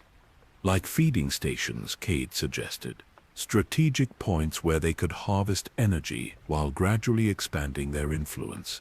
"Exactly. And with the Empire's resources at his disposal through his position as an Inquisitor, he could ensure these locations remained accessible and protected." They fell silent as they approached the outskirts of the settlement, lights from buildings and streets now visible in the distance. Speeders occasionally passed on the main road, but most appeared to be normal civilian traffic rather than search parties. "We need to contact the Horizon Seeker," Cade said. "Have them prepare for immediate departure once we reach the spaceport." Lyra nodded agreement, but as Cade activated his encrypted comlink, another vision seized her with such intensity that she fell to her knees. This was different from previous experiences, not a transferred memory or glimpse of present events, but something more fundamental. She perceived the structure of reality itself, layers of existence stacked upon one another like pages in an ancient book. The dimensional barrier appeared as a translucent membrane, vibrating with complex harmonics that maintained separation between realms. Where the 3 keys had once generated complementary frequencies that reinforced this barrier, now discordant energies weakened it, creating points of potential rupture. Most alarmingly, she saw that the Sith Codex aboard the Horizon Seeker was actively generating a signal, a beacon visible across dimensions that drew the attention of the Void Dwellers. They pressed against the weakened barrier, their non-physical forms stretching it thinner with each passing moment. When Lyra's awareness returned to her physical surroundings, she found Cade speaking urgently into his comlink, his expression tense. No response, he reported. Either they've gone to communications blackout for security, or something's happened. We need to hurry, Lyra said, struggling to her feet. The Codex, it's activating somehow, becoming a beacon for the Void Dwellers. If we don't reach it soon, it could create a breach, even without the other keys. They abandoned caution for speed, moving quickly along the road toward the settlement. Most of the search activity appeared concentrated in the opposite direction, giving them temporary advantage. As they entered the outskirts of the community, local residents paid them little attention, accustomed to spacers and traders passing through. They kept their heads down and maintained a purposeful pace, avoiding unnecessary interaction. The spaceport lay on the far side of the settlement, a modest facility with only basic amenities. As they approached, Lyra sensed a disturbance in the force, a concentration of dark energy centered on their ship. "They're already here," she warned. "At least 3 cultists, and something else, something not fully human." Cade drew his blaster, keeping it concealed beneath his jacket. "Can you tell how many guards at the main entrance?" Lizria extended her senses, drawing on abilities she hadn't possessed before the ritual on Korriban. 2 at the entrance, posing as port officials, another watching from the control tower. "Then we don't use the main entrance," Kadi decided. "There's a maintenance access on the eastern perimeter, used by the technical crews, minimal security." They circled the spaceport, keeping to shadows until they reached the access point Cade had mentioned. A simple security panel controlled the lock, which Cade bypassed with practiced ease. Once inside the perimeter, they moved cautiously between parked vessels, approaching the Horizon Seeker from an oblique angle that kept them concealed from the watchers at the main entrance. As they drew closer, Lyra could sense the Codex pulsing with energy, its power growing as if responding to some unseen stimulus. The ship appeared untouched from the outside, but Lyra knew cultists waited within, having likely subdued or killed the pilot. Worse, she sensed the presence of a containment field around the vessel, not to keep something out, but to keep the energies of the Codex contained within. "They've set a trap," she whispered. "They're using the Codex as bait, waiting for us to try retrieving it."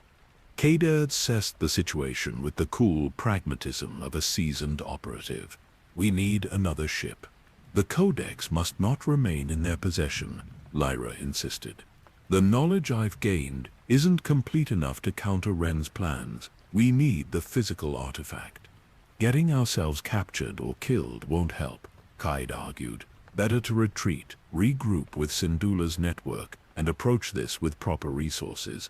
Lyra was about to respond when a new sensation struck her through her connection to the Codex.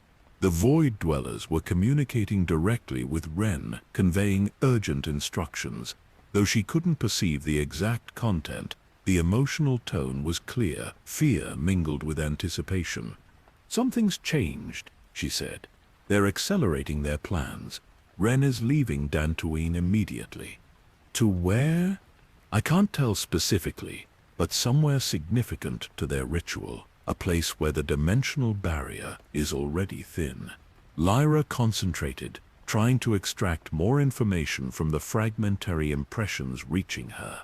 A temple or monument somewhere ancient, where Jedi and Sith energies have mingled and created a weakness. Cade considered this information. There are several sites that might qualify, but most are either too remote or too closely monitored by the Empire for a large-scale ritual. Unless the Empire itself is facilitating it, Lyra pointed out. If Wren has convinced his superiors that this ritual will grant them power over the Force, they might provide resources, security, even a suitable location. A surge of energy from the Codex interrupted their discussion, so powerful that even Cade seemed to sense it despite his lack of Force sensitivity.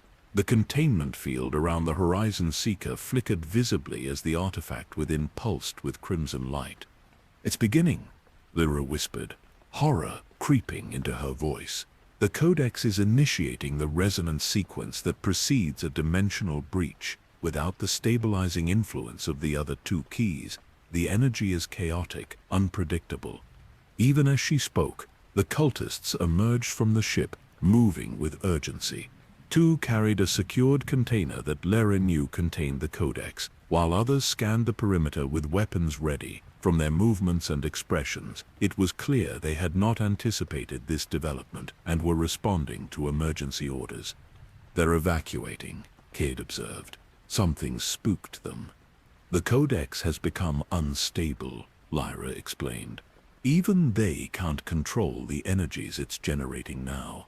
They're taking it to Ren, hoping he can stabilize it before it triggers an uncontrolled breach." Hidden behind a fuel depot, they watched as the cultists loaded the container onto a sleek transport vessel bearing Imperial markings. The ship lifted off minutes later, accelerating rapidly into the night sky. "Now's our chance," Cade said, moving toward the Horizon Seeker once the cultists' transport had disappeared from view. "If they've abandoned our ship, we can use it to pursue them." They approached cautiously, but found the vessel empty, its systems still operational. The pilot's body was discovered in a storage compartment, killed by a precise blade strike to the heart, a ritual method Lyra recognized from her transferred knowledge of Sith execution techniques. As Cade prepared the ship for launch, Lyra expanded her awareness, following the fading trail of the Codex. Through their connection, she sensed its destination, a world strong in the dark side of the Force, where ancient structures still channeled power in specific patterns. "Korriban," she said, with sudden certainty. "They're returning to Korriban, the temple of sacrifice in the Valley of the Dark Lords." "That makes no sense," Cade argued as he engaged the ship's engines. "Why return to a location the Empire already controls and where we first encountered them?" "Because beneath that temple lies something the ancient Sith discovered but never fully understood, an artifact created by beings who came before even the Jedi, designed to monitor and manipulate the dimensional barrier." The Horizon Seeker lifted off, quickly clearing Dantooine's atmosphere. Once in open space, Cade prepared the hyperspace calculations for Korriban. "We're going back into the heart of Imperial territory," he warned, "with minimal weapons and no backup."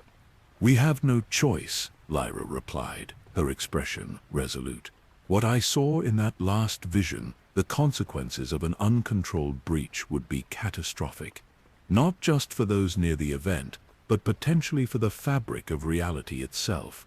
As the stars elongated around them and the ship jumped to hyperspace, Lyra fell into a meditative state, attempting to organize and understand the knowledge continuing to surface in her mind. She now recognized that the ritual on Korriban had done more than transfer information from the Codex. It had begun transforming her consciousness, preparing her to serve as a vessel for something greater.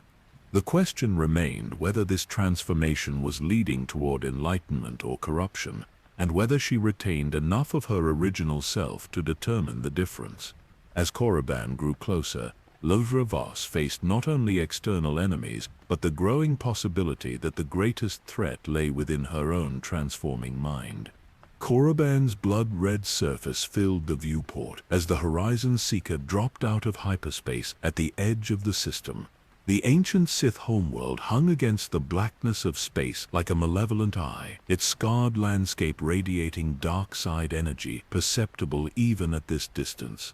"Imperial checkpoints have increased since our last visit," Cade noted, studying the sensor readings. "Standard patrols, 2 star destroyers in orbit, and automated security platforms at all major approach vectors." "They're preparing for something significant," Lyra observed. "The Empire wouldn't commit these resources without purpose."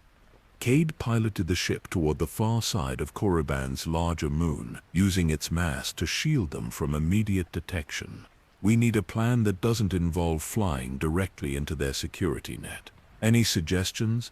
Lyra closed her eyes, reaching out through her connection to the Codex.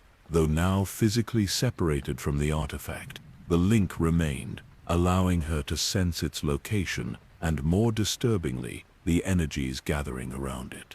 The Codex was being prepared for a ritual, its power amplified by dark side energies concentrated within the Valley of the Dark Lords. "There's an ancient launching facility in the mountains north of the valley," she said, drawing on knowledge that continued to surface from the ritual transfer. "Constructed during the height of the Sith Empire but abandoned after the wars with the Republic, the tunnels beneath it connect to the catacombs that run under the Temple of Sacrifice."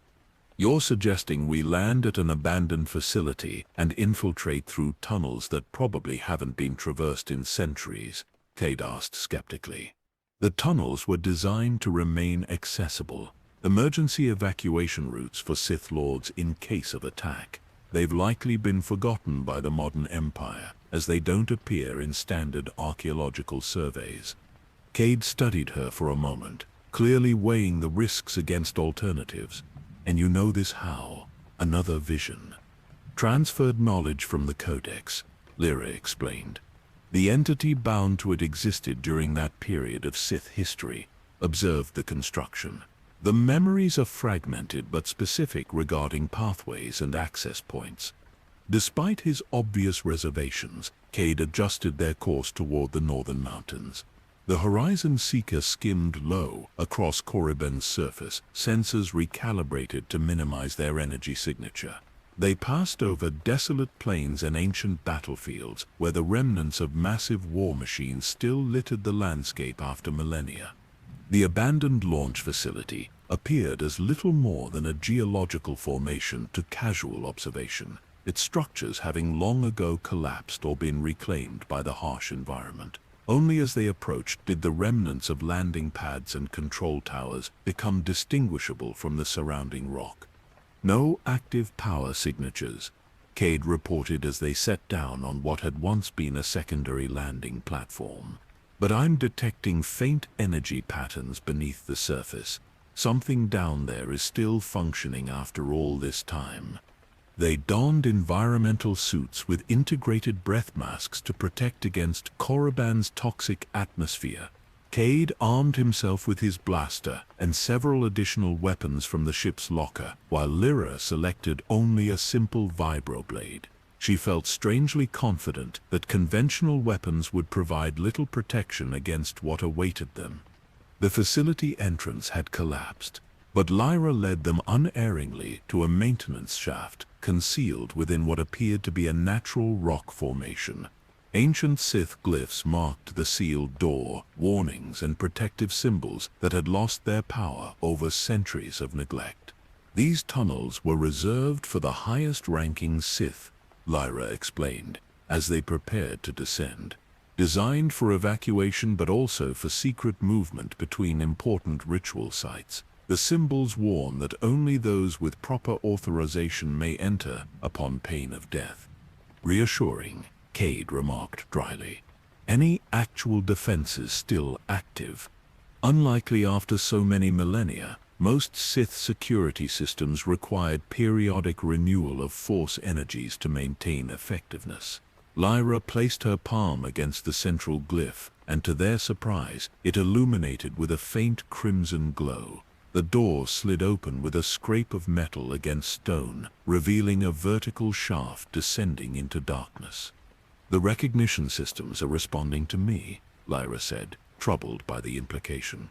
"To whatever the ritual has awakened within my mind." They began their descent using portable illumination devices, climbing down ancient metal rungs embedded in the shaft wall. The air grew colder as they ventured deeper, carrying scents of stone dust and the metallic tang unique to places strong in the dark side of the Force. After descending what Cade estimated to be nearly a kilometer, they reached a horizontal tunnel reinforced with materials that had withstood the ages with remarkable resilience. Faint emergency lighting activated as they proceeded, responding to their presence. "Sith engineering," Lyra noted. "Designed to last for millennia, powered by ambient Force energy rather than conventional sources." The tunnel extended before them, occasionally branching or intersecting with other passages. At each junction, Lyra made selections without hesitation, guided by knowledge that seemed to unfold in her mind as needed. Cade followed with professional caution, marking their path to ensure they could find their way back if necessary. "We're approaching the outer perimeter of the Temple of Sacrifice," Lyra eventually announced, her voice hushed despite the isolation. "The tunnels will soon connect with the ritual catacombs beneath the main structure." As if confirming her words, the tunnel architecture changed, transitioning from utilitarian design to one with distinctly ceremonial elements. The walls bore elaborate carvings depicting ancient Sith rituals, many involving sacrifice or communion with entities portrayed as formless shadows, extending from beyond reality's edge. "These aren't just decorative," Lyra said, studying the carvings with growing concern. "They're instructional diagrams for specific rites meant to thin the dimensional barrier. The ancient Sith were attempting controlled breaches long before the creation of the Codex." "Successfully?" Cade asked. "Not entirely. The records suggest they established communication with the Void Dwellers, but couldn't maintain stable connections. The entities would manifest briefly, consume available force energy, including often the ritualists themselves, then fade back beyond the barrier. They continued forward until reaching a chamber that appeared to function as a nexus where multiple tunnels converged. At its center stood an altar of black stone, veined with crimson crystal, similar to that found in the Valley facility, where Lyra had first encountered the Codex. The moment they entered this chamber, Lyra staggered as a wave of sensation crashed through her connection to the Codex. Above them, within the Temple of Sacrifice, the artifact was being activated. Energies long dormant stirred to life, resonating with frequencies that distorted the very fabric of reality. "The ritual has begun," she gasped, steadying herself against the wall. "Ren is channeling power through the Codex, attempting to create a controlled breach." "Can you tell if he has the other keys?" Cade asked, scanning the chamber for threats. Lyra shook her head. "No, he's using the Codex alone, which makes the process unstable, dangerous, but he's supplementing its power with something else." She closed her eyes, concentrating on the impressions flowing through her connection. Force-sensitive sacrifices. He's channeling their life energy into the ritual to compensate for the missing keys. A coldness settled in Cade's expression. "How many?" "I can't tell exactly. Dozens, perhaps. Prisoners, most likely. Those deemed expendable by the Empire." The implications hung heavily between them. Whatever justification Renner had provided his Imperial superiors, the scale of this operation suggested significant resources and authorization from the highest levels. "We need to move quickly," Lyra urged. "Each sacrifice strengthens the breach. If too many are consumed before we can intervene, the process may become irreversible." They ascended through narrower tunnels that spiraled upward toward the temple foundations. The ambient temperature rose noticeably, and the air grew charged with energy that prickled against exposed skin. Lyra felt the Codex's pull growing stronger, calling to her through their established connection. Eventually they reached a small antechamber that appeared to serve as an observation point.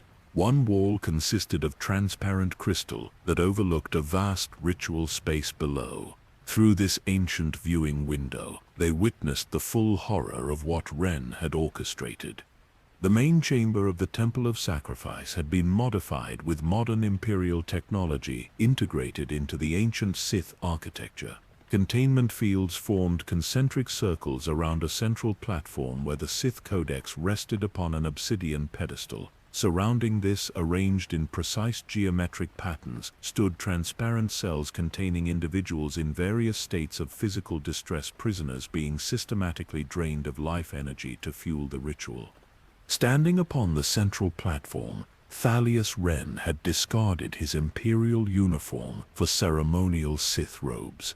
The ancient mask he had worn during the attack on Haven now covered his face completely, its surface seeming to absorb light rather than reflect it. His hands moved in complex patterns above the codex, directing the flow of energies with practiced precision. Most disturbing of all was the spatial distortion forming above the chamber, a shimmering in the air that resembled heat waves but behaved according to no natural law. Within this distortion, shapes moved formless, yet somehow sentient, pressing against an invisible barrier that separated dimensions.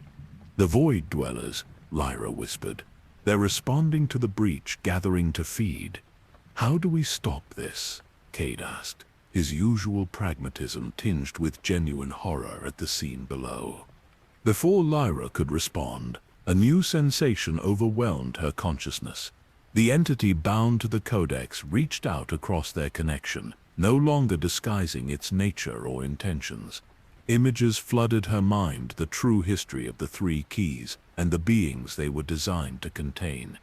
What the ancient texts called the Void Dwellers, or absent gods, were not invaders from another dimension, but exiles, beings of pure force consciousness who had once existed in this reality alongside physical life. During the earliest days of Force civilization, a schism had occurred between those who embraced physical form and those who transcended it. The conflict that followed nearly destroyed both sides, ending only when the transcendent beings were forcibly banished to a pocket dimension. The three keys had indeed been created by a coalition of Force traditions, but not to prevent an invasion. They were designed to maintain the exile, to ensure the transcendent beings remained imprisoned for eternity. The Codex, tablet, and crystal contained not just the means to access the prison dimension, but the consciousness of those who had designed it, fragments of identity preserved to maintain the imprisonment across millennia.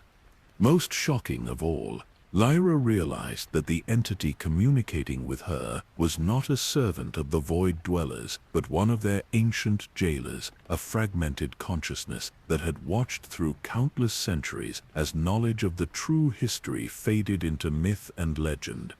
"It's not what we thought," she said, her voice shaking with the revelation. "The Void Dwellers, they're not invaders or predators, they're prisoners exiled from our reality. By the earliest Force civilizations, the keys weren't created to keep them out, but to keep them imprisoned." "Does that change what's happening now?" Cade asked, gesturing toward the horrific scene below. "They're still consuming those people's life energy." "They consume because they must in order to maintain coherence in our dimension," Lyra explained. "Denied access to the natural force energies of our reality for millennia, they've been starved, reduced to desperately grasping at whatever sustenance they can reach through weakened points in the barrier." "So they're victims rather than monsters?" "Neither or both. They evolved differently from physical life, developed differently. Their consciousness operates on principles we can barely comprehend. To them, feeding on force energy generated by sentient beings is no more malevolent than our consumption of food."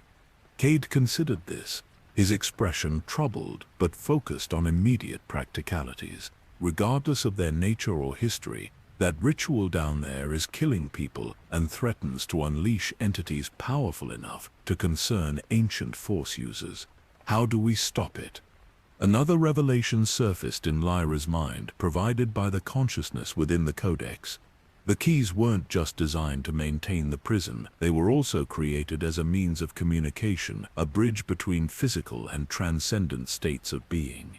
If used properly, they could establish dialogue rather than merely reinforcing exile. "You're suggesting negotiation with these entities, while Ren continues killing prisoners to feed them?" "No," Lyra said firmly. "First we stop the ritual, but we need to understand that destroying the Codex or disrupting the process incorrectly could make things worse, creating an uncontrolled breach rather than preventing one. The entity within the Codex is offering guidance, a way to safely reverse what Ren has begun." She closed her eyes, accepting the knowledge being offered. When she opened them again, her gaze held new purpose and understanding. "We need to reach the chamber. I can use my connection to the Codex to redirect the energies, close the breach without causing catastrophic failure." But I'll need time, and Ren will sense my interference immediately. Cade checked his weapons with grim determination. Then I'll make sure you get that time. What's our approach? Lyra indicated a narrow passage leading from the observation room toward the main chamber.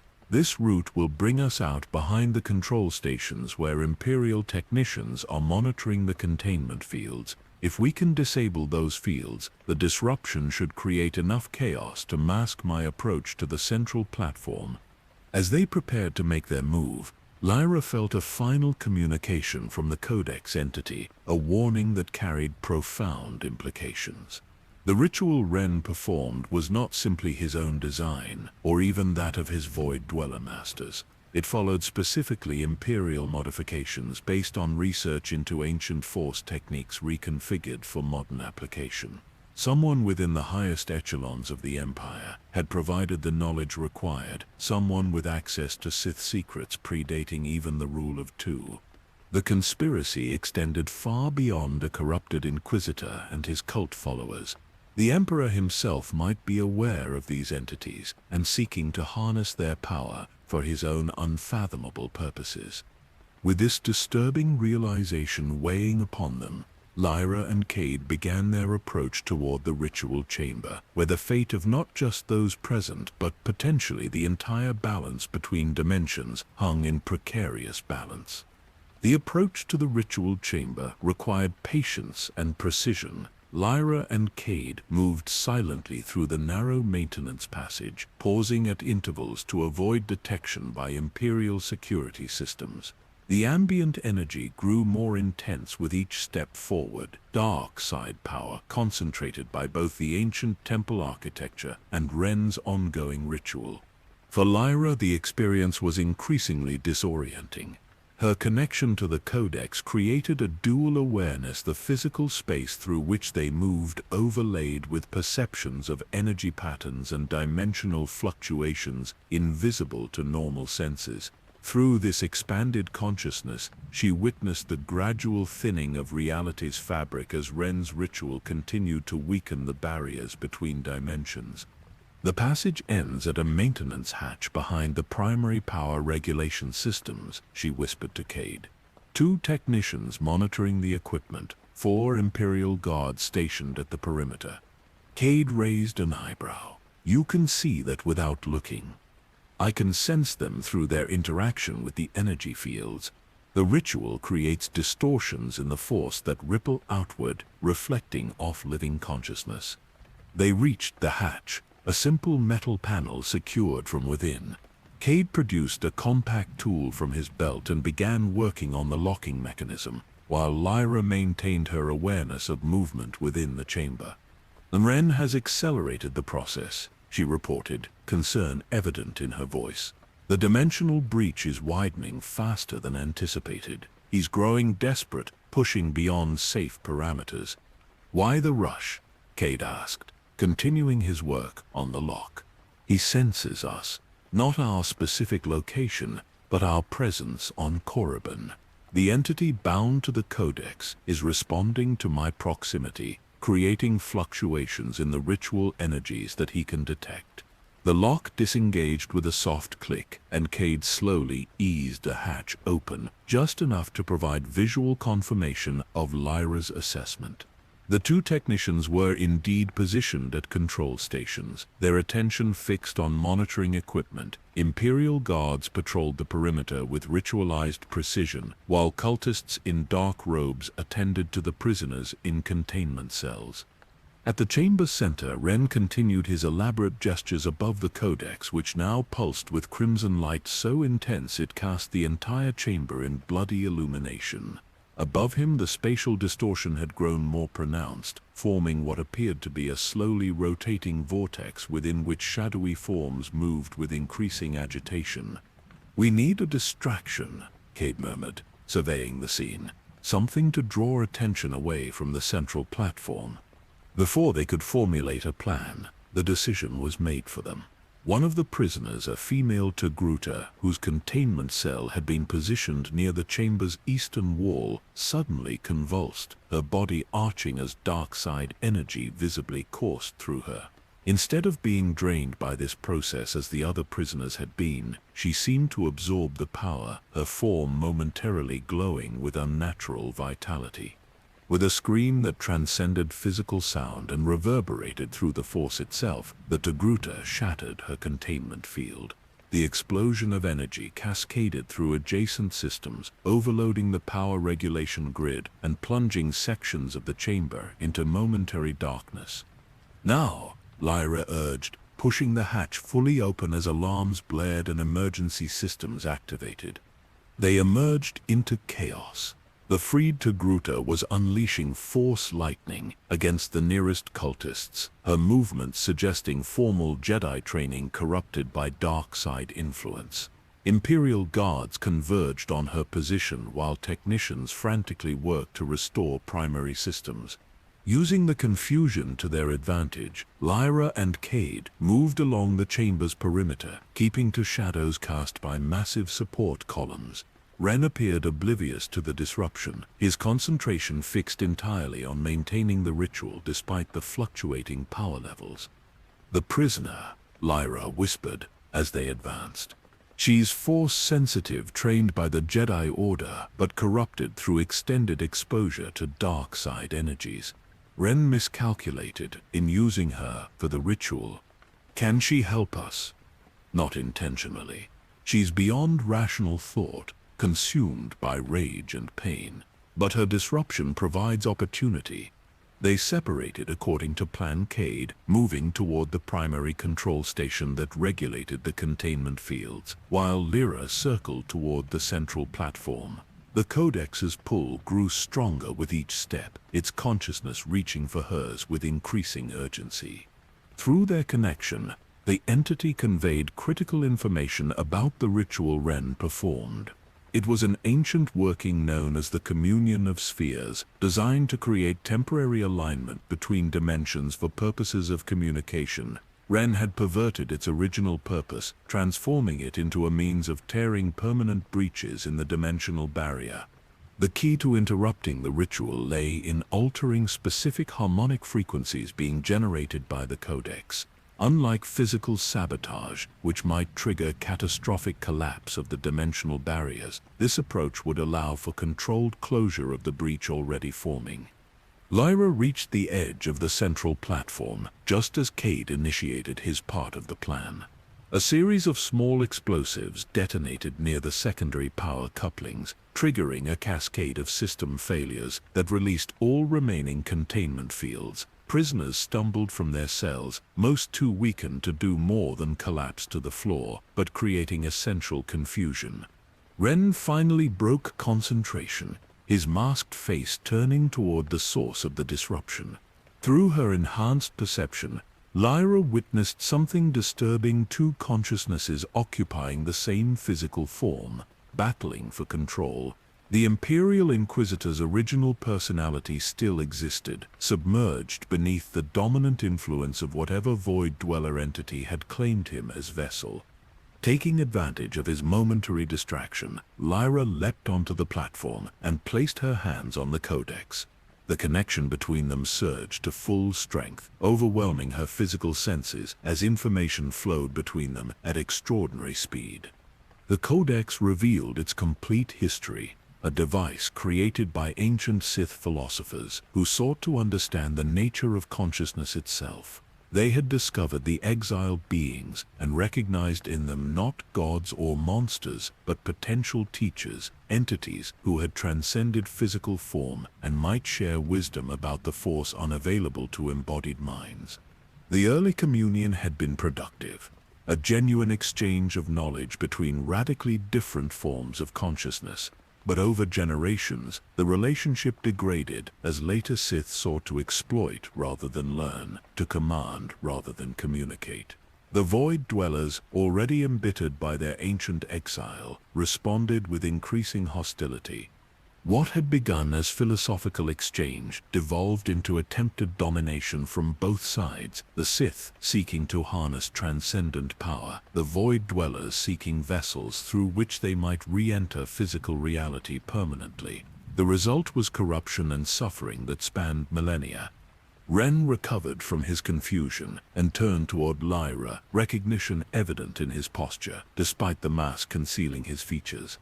"The vessel comes to us willingly," he said, his voice layered with multiple tones speaking in unison.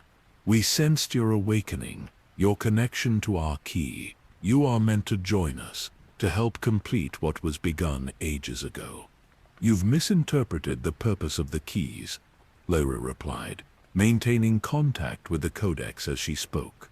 "They were not created to free you, but to establish communication without domination from either side. This ritual perverts their true function." "We care nothing for their intended purpose," Ren responded, advancing toward her. "Millennia of imprisonment have taught us that coexistence is impossible. Your physical realm must be brought under our guidance, your chaotic development controlled by superior consciousness." Through her expanded awareness, Lyra perceived the breach continuing to widen above them, despite the interruption of the ritual gestures. The process had achieved self-sustaining momentum, the dimensional barrier unraveling along established stress patterns. "The breach is becoming unstable," she warned. "Without proper harmonic alignment from all three keys, you risk catastrophic dimensional collapse. Not freedom or conquest, but destruction of both realms." Doubt flickered briefly in Ren's dual consciousness, the original Imperial personality asserting itself momentarily. The Emperor's researchers calculated acceptable parameters. The risk is necessary for the power gained. "The calculations are flawed," Lyra insisted, drawing on knowledge transferred from the Codex. "They assume dimensional consistency that doesn't exist when barriers are artificially weakened. Previous attempts resulted in localized reality failures that the ancient Sith documented, but your Emperor's researchers either didn't access or chose to ignore." Around them, Imperial forces had subdued most of the escaped prisoners, though the Togruta continued to fight with frenzied determination against overwhelming numbers.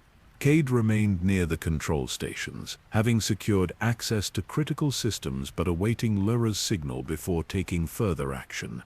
"Demonstration will prove more effective than argument," Ren declared, raising his hands toward the breach above them.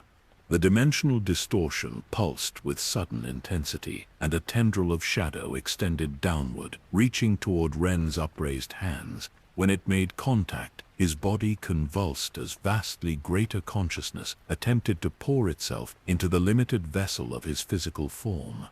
Lyra recognized the critical moment. Through her connection to the Codex, she initiated a specific sequence of energy modulations, activating protective measures built into the artifact by its original creators. The Codex responded instantly, generating a counterharmonic field that stabilized the breach temporarily, preventing further expansion but not yet closing what had already opened.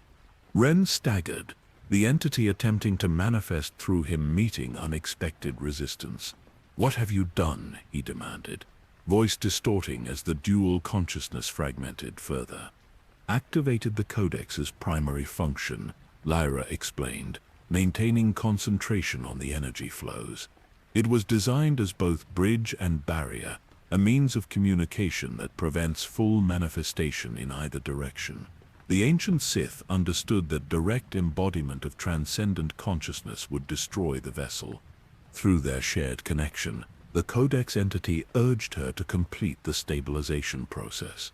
The breach, though no longer expanding, remained dangerous a passage through which void dwellers could still extend partial influence into physical reality." Lyra closed her eyes, following the guidance provided by the Codex consciousness. Her awareness expanded further, perceiving the mathematical structure of reality itself, the precise frequencies and resonance patterns that maintain separation between dimensions while allowing the universal force to flow through all. The knowledge unfolding within her mind transcended conventional understanding of both Sith and Jedi traditions, revealing a unified theory of existence that rendered the traditional division between light and dark sides simplistic, even childish.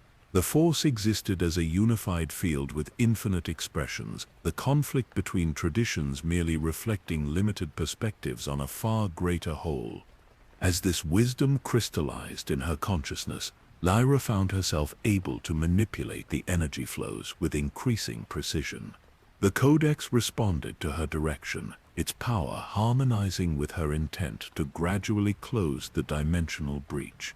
Ren sensed what she attempted and fought against it, drawing on dark side energy concentrated within the temple to counter her efforts. "You cannot understand what you reject," he snarled, gesturing toward her with fingers twisted into claws. "They offer transcendence beyond physical limitation, beyond the cycle of suffering and death." At the cost of others, Lyra responded calmly, maintaining her focus despite the pressure of his attack. A true transcendence cannot come through domination or sacrifice of unwilling vessels. That path leads to corruption, not elevation. The air between them distorted as their opposing intentions manifested in force energy, creating visible patterns of light and shadow that spiraled around the Codex. The ancient artifact pulsed with increasing brilliance as it channeled these energies, its physical form beginning to degrade under the strain. "Cade, now!" Lyra called out, recognizing that the Codex would soon reach critical instability. From the control station, Cade initiated the sequence they had planned, a controlled power surge directed through the temple's ancient conduits, designed to temporarily amplify the natural force resonance of the structure itself. The massive stone blocks of the temple vibrated in response, generating harmonics that reinforced Lyra's efforts to seal the breach. The Void Dwellers sensed their opportunity closing and reacted with desperate intensity. Through Ren and the dimensional rift, they projected emotions of terrible loss and rage, emotions that had festered through millennia of exile. The psychic assault washed over everyone in the chamber, bringing Imperial troops and cultists alike to their knees as they experienced the collective suffering of beings imprisoned between states of existence. Only Lyra, shielded by her connection to the Codex entity, remained standing. Within the maelstrom of collapsing energies, she perceived a final truth about the nature of the Void Dwellers. They were neither gods nor demons, but beings who had taken a different evolutionary path, achieving a form of transcendence that separated them from physical reality, but at the cost of direct experience and emotional connection. Their exile had not been merely punishment but necessity, as their presence in physical reality distorted the natural development of embodied consciousness.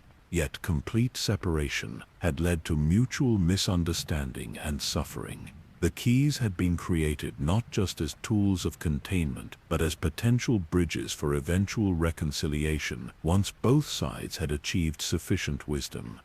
That time had not yet come. With renewed determination, Lyra completed the sequence the Codex had taught her.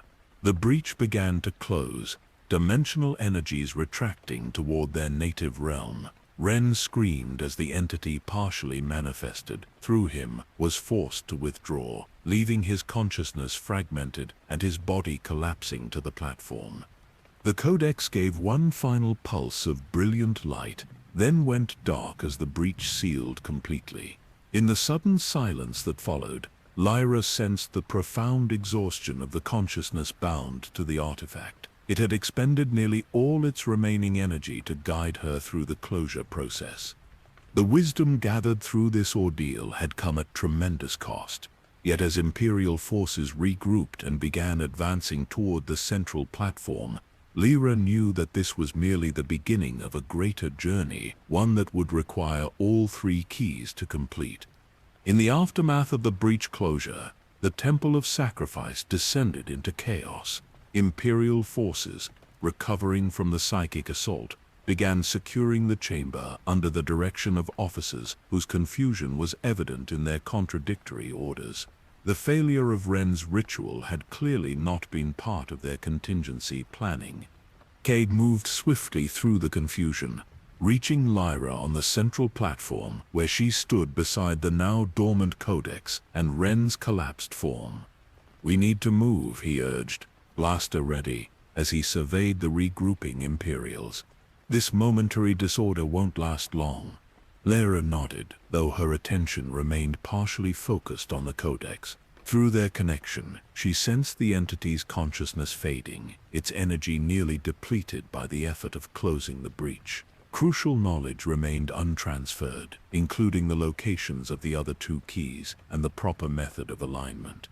With sudden decision, she placed both hands on the artifact and initiated a final transfer, a desperate attempt to preserve what wisdom remained before it was lost.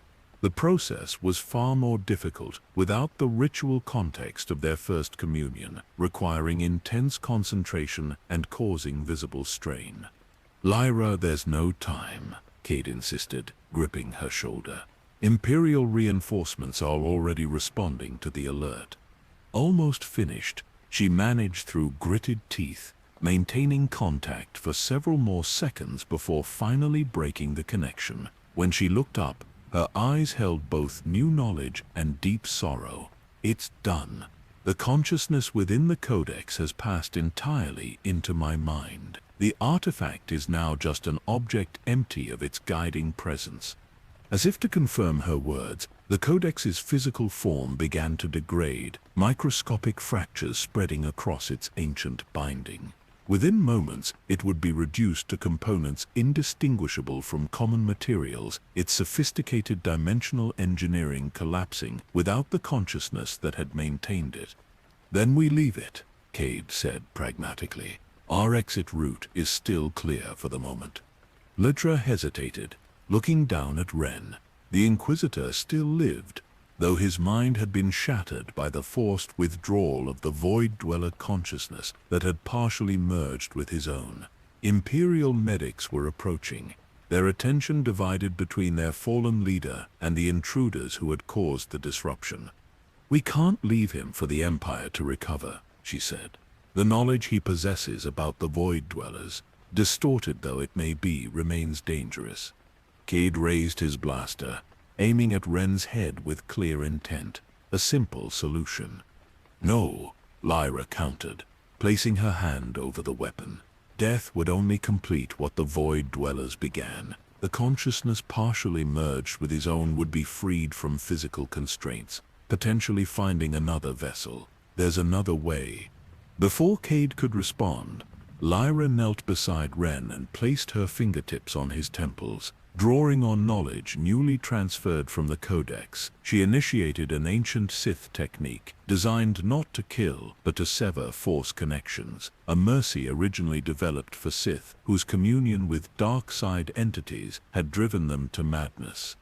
Ren's body arched briefly, then went completely still as connections between his consciousness and the Force were systematically blocked. When Lyra removed her hands, his breathing had stabilized, but his eyes stared vacantly, revealing a mind now disconnected from both the Force and the memories associated with his Force sensitivity. "What did you do to him?" Cade asked, as Imperial medics finally reached the platform. "Severed his connection to the Force, and removed all memory of his communion with the Void-Dwellers," Lyra explained, rising quickly. "He'll live, but as effectively a different person. The Empire will find nothing useful in his mind, no matter their interrogation methods." They retreated from the platform as the medics focused on Ren, using the continuing confusion to make their way toward one of the secondary exits. Imperial forces were beginning organized sweeps of the chamber, but their attention remained divided between securing prisoners, attending to their fallen leadership, and containing the unexplained energy fluctuations still rippling through the temple. Lyra led them unerringly through ancient passages that paralleled the main corridors, drawing on both transferred knowledge and her expanding Force sensitivity to avoid patrols. As they moved, she processed the final information received from the Codex entity, a complete understanding of the three keys and their true purpose. The Temple of Sacrifice was built on a site the ancient Sith called a Vergence Confluence, she explained, as they navigated the labyrinthine structure. A location where multiple Force vergencies intersect, creating unusual properties in the barrier between dimensions. "Is that why Ren chose it for his ritual?" Cade asked. keeping pace, despite an injury sustained during the confusion, blood seeping from a blaster graze along his left arm. Yes, but he misunderstood its significance. The temple wasn't built to facilitate breaches, but to stabilize and study them. The ancient Sith who constructed it were scholars as much as conquerors, seeking to understand the fundamental nature of reality. They reached a small courtyard open to Korriban's blood-red sky. Imperial ships patrolled overhead, searchlights sweeping the temple complex as the alert level escalated. Finding momentary shelter beneath an ancient archway, they paused to assess their options. "The spaceport will be locked down completely," Cade observed. "The Horizon Seeker is inaccessible." "There's another option," Lyra said, her expression reflecting new certainty. "The ancient launching facility, where we landed, contains more than abandoned landing pads. Its lower levels house a Sith vessel placed in stasis shortly before the fall of the original Empire. A functional ship after thousands of years. The stasis technology was designed specifically for long-term preservation, drawing power from the Force vergence beneath the mountains. If the systems remained undisturbed, the ship should be operational. It was a desperate gamble, but with Imperial forces converging on the temple complex and their original escape route compromised, they had few alternatives. They worked their way back through the ancient tunnel system, emerging hours later at the abandoned facility where their journey had begun. LOTR led them to what appeared to be a solid stone wall deep within the mountain complex. Placing her hands against it, she closed her eyes and reached out through the Force, sensing the locking mechanism hidden within the ancient structure. With precise application of energy, she triggered the release sequence. The wall receded silently into the surrounding stone, revealing a vast chamber beyond. Within stood a ship of distinctly Sith design, its angular form and blood-red hull marking it as a vessel from the height of their ancient empire. Despite its age, it appeared pristine, the stasis field having preserved it in perfect condition. A Fury-class interceptor, Lyra identified, approaching the vessel with reverence. Personal transport for Sith Lords, designed for both combat and interstellar travel. This one belonged to the Lord who oversaw construction of the Temple of Sacrifice. "Can you fly it?" Cade asked, examining the unfamiliar design. "The knowledge is here," she replied, touching her temple. The Codex entity experienced this vessel during its original use. The ship responded to Lyra's touch, ancient systems recognizing her Force signature as authorized through her connection to the transferred consciousness. The boarding ramp descended smoothly, and interior lighting activated as they entered the immaculately preserved cabin. The control interfaces were unlike modern designs, utilizing both physical mechanisms and Force-sensitive crystals that responded to the pilot's intentions as much as their physical input. Lyra took the primary position, her hands moving with increasing confidence across the unfamiliar controls. "The stasis field preserved full power reserves," she reported as systems came online, "and the launch tunnel remains structurally intact. We can depart directly from this facility without exposing ourselves to Imperial patrols." The ancient engines ignited with a deep, resonant hum, quite different from the sharp whine of modern spacecraft. The ship rose on repulsors, hovering within the chamber as Lyra oriented it toward the launch tunnel that would carry them through the mountain to freedom. "Even if we escape Korriban, the Empire will hunt us throughout explored space," Cade noted, securing himself in the co-pilot's position. "Where exactly are we going?" "To find the remaining keys," Lyra replied, her voice taking on a quality that reflected the ancient wisdom now integrated into her consciousness. "Beginning with the Jedi crystal, I know its location now, not on Tython as we believed, but hidden in a place the Empire would never think to look." The ship accelerated into the launch tunnel, ancient guidance systems preventing collision with the narrowing walls as they climbed toward the surface. When they finally emerged from the mountain, Korriban's crimson sky awaited them, along with the Imperial patrol crafts still searching for the intruders who had disrupted their ritual. LOTR piloted with preternatural skill, using the ancient vessel's superior maneuverability to evade detection until they reached the upper atmosphere. The ship's cloaking system, though primitive by modern standards, provided enough protection for them to slip past the orbital patrols and reach the jump point beyond Korriban's gravity well. As stars elongated around them with the activation of the hyperdrive, Cade turned to Lyra with questions evident in his expression. "You said the Empire would never look where we're going. Why?"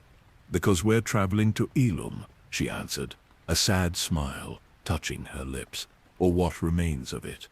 "The Jedi crystal world, the Empire stripped it bare years ago for their projects. Not all of it. Beneath the surface mining operations, in caverns the Empire's sensors couldn't penetrate, lies a chamber the ancient Jedi constructed when they first discovered the unique properties of Ilum's crystals. It contains not just their key, but a complete record of their understanding of the dimensional barriers." Cade studied her with growing concern. Her manner had subtly changed since the final communion with the Codex entity, increased certainty in her movements, a deeper resonance to her voice, linguistic patterns occasionally shifting toward more formal, archaic structures. "Lyra," he said carefully, "how much of you is still you, and how much is now the consciousness that was bound to the Codex?" The question gave her pause, her expression reflecting genuine uncertainty. "I'm not entirely sure," she admitted after a moment. "The final transfer wasn't like the ritual on Korriban. There wasn't time for proper integration. The boundaries between my original consciousness and the transferred knowledge are, and the entity itself, the awareness that communicated with you. It persists within my mind, though greatly diminished, more like an echo or shadow of its former self." She closed her eyes briefly, seeming to look inward. It sacrificed most of its remaining energy to close the breach and transfer the essential knowledge. What remains is fragmentary, incomplete. Can you trust it? Trust what it's guiding you to do?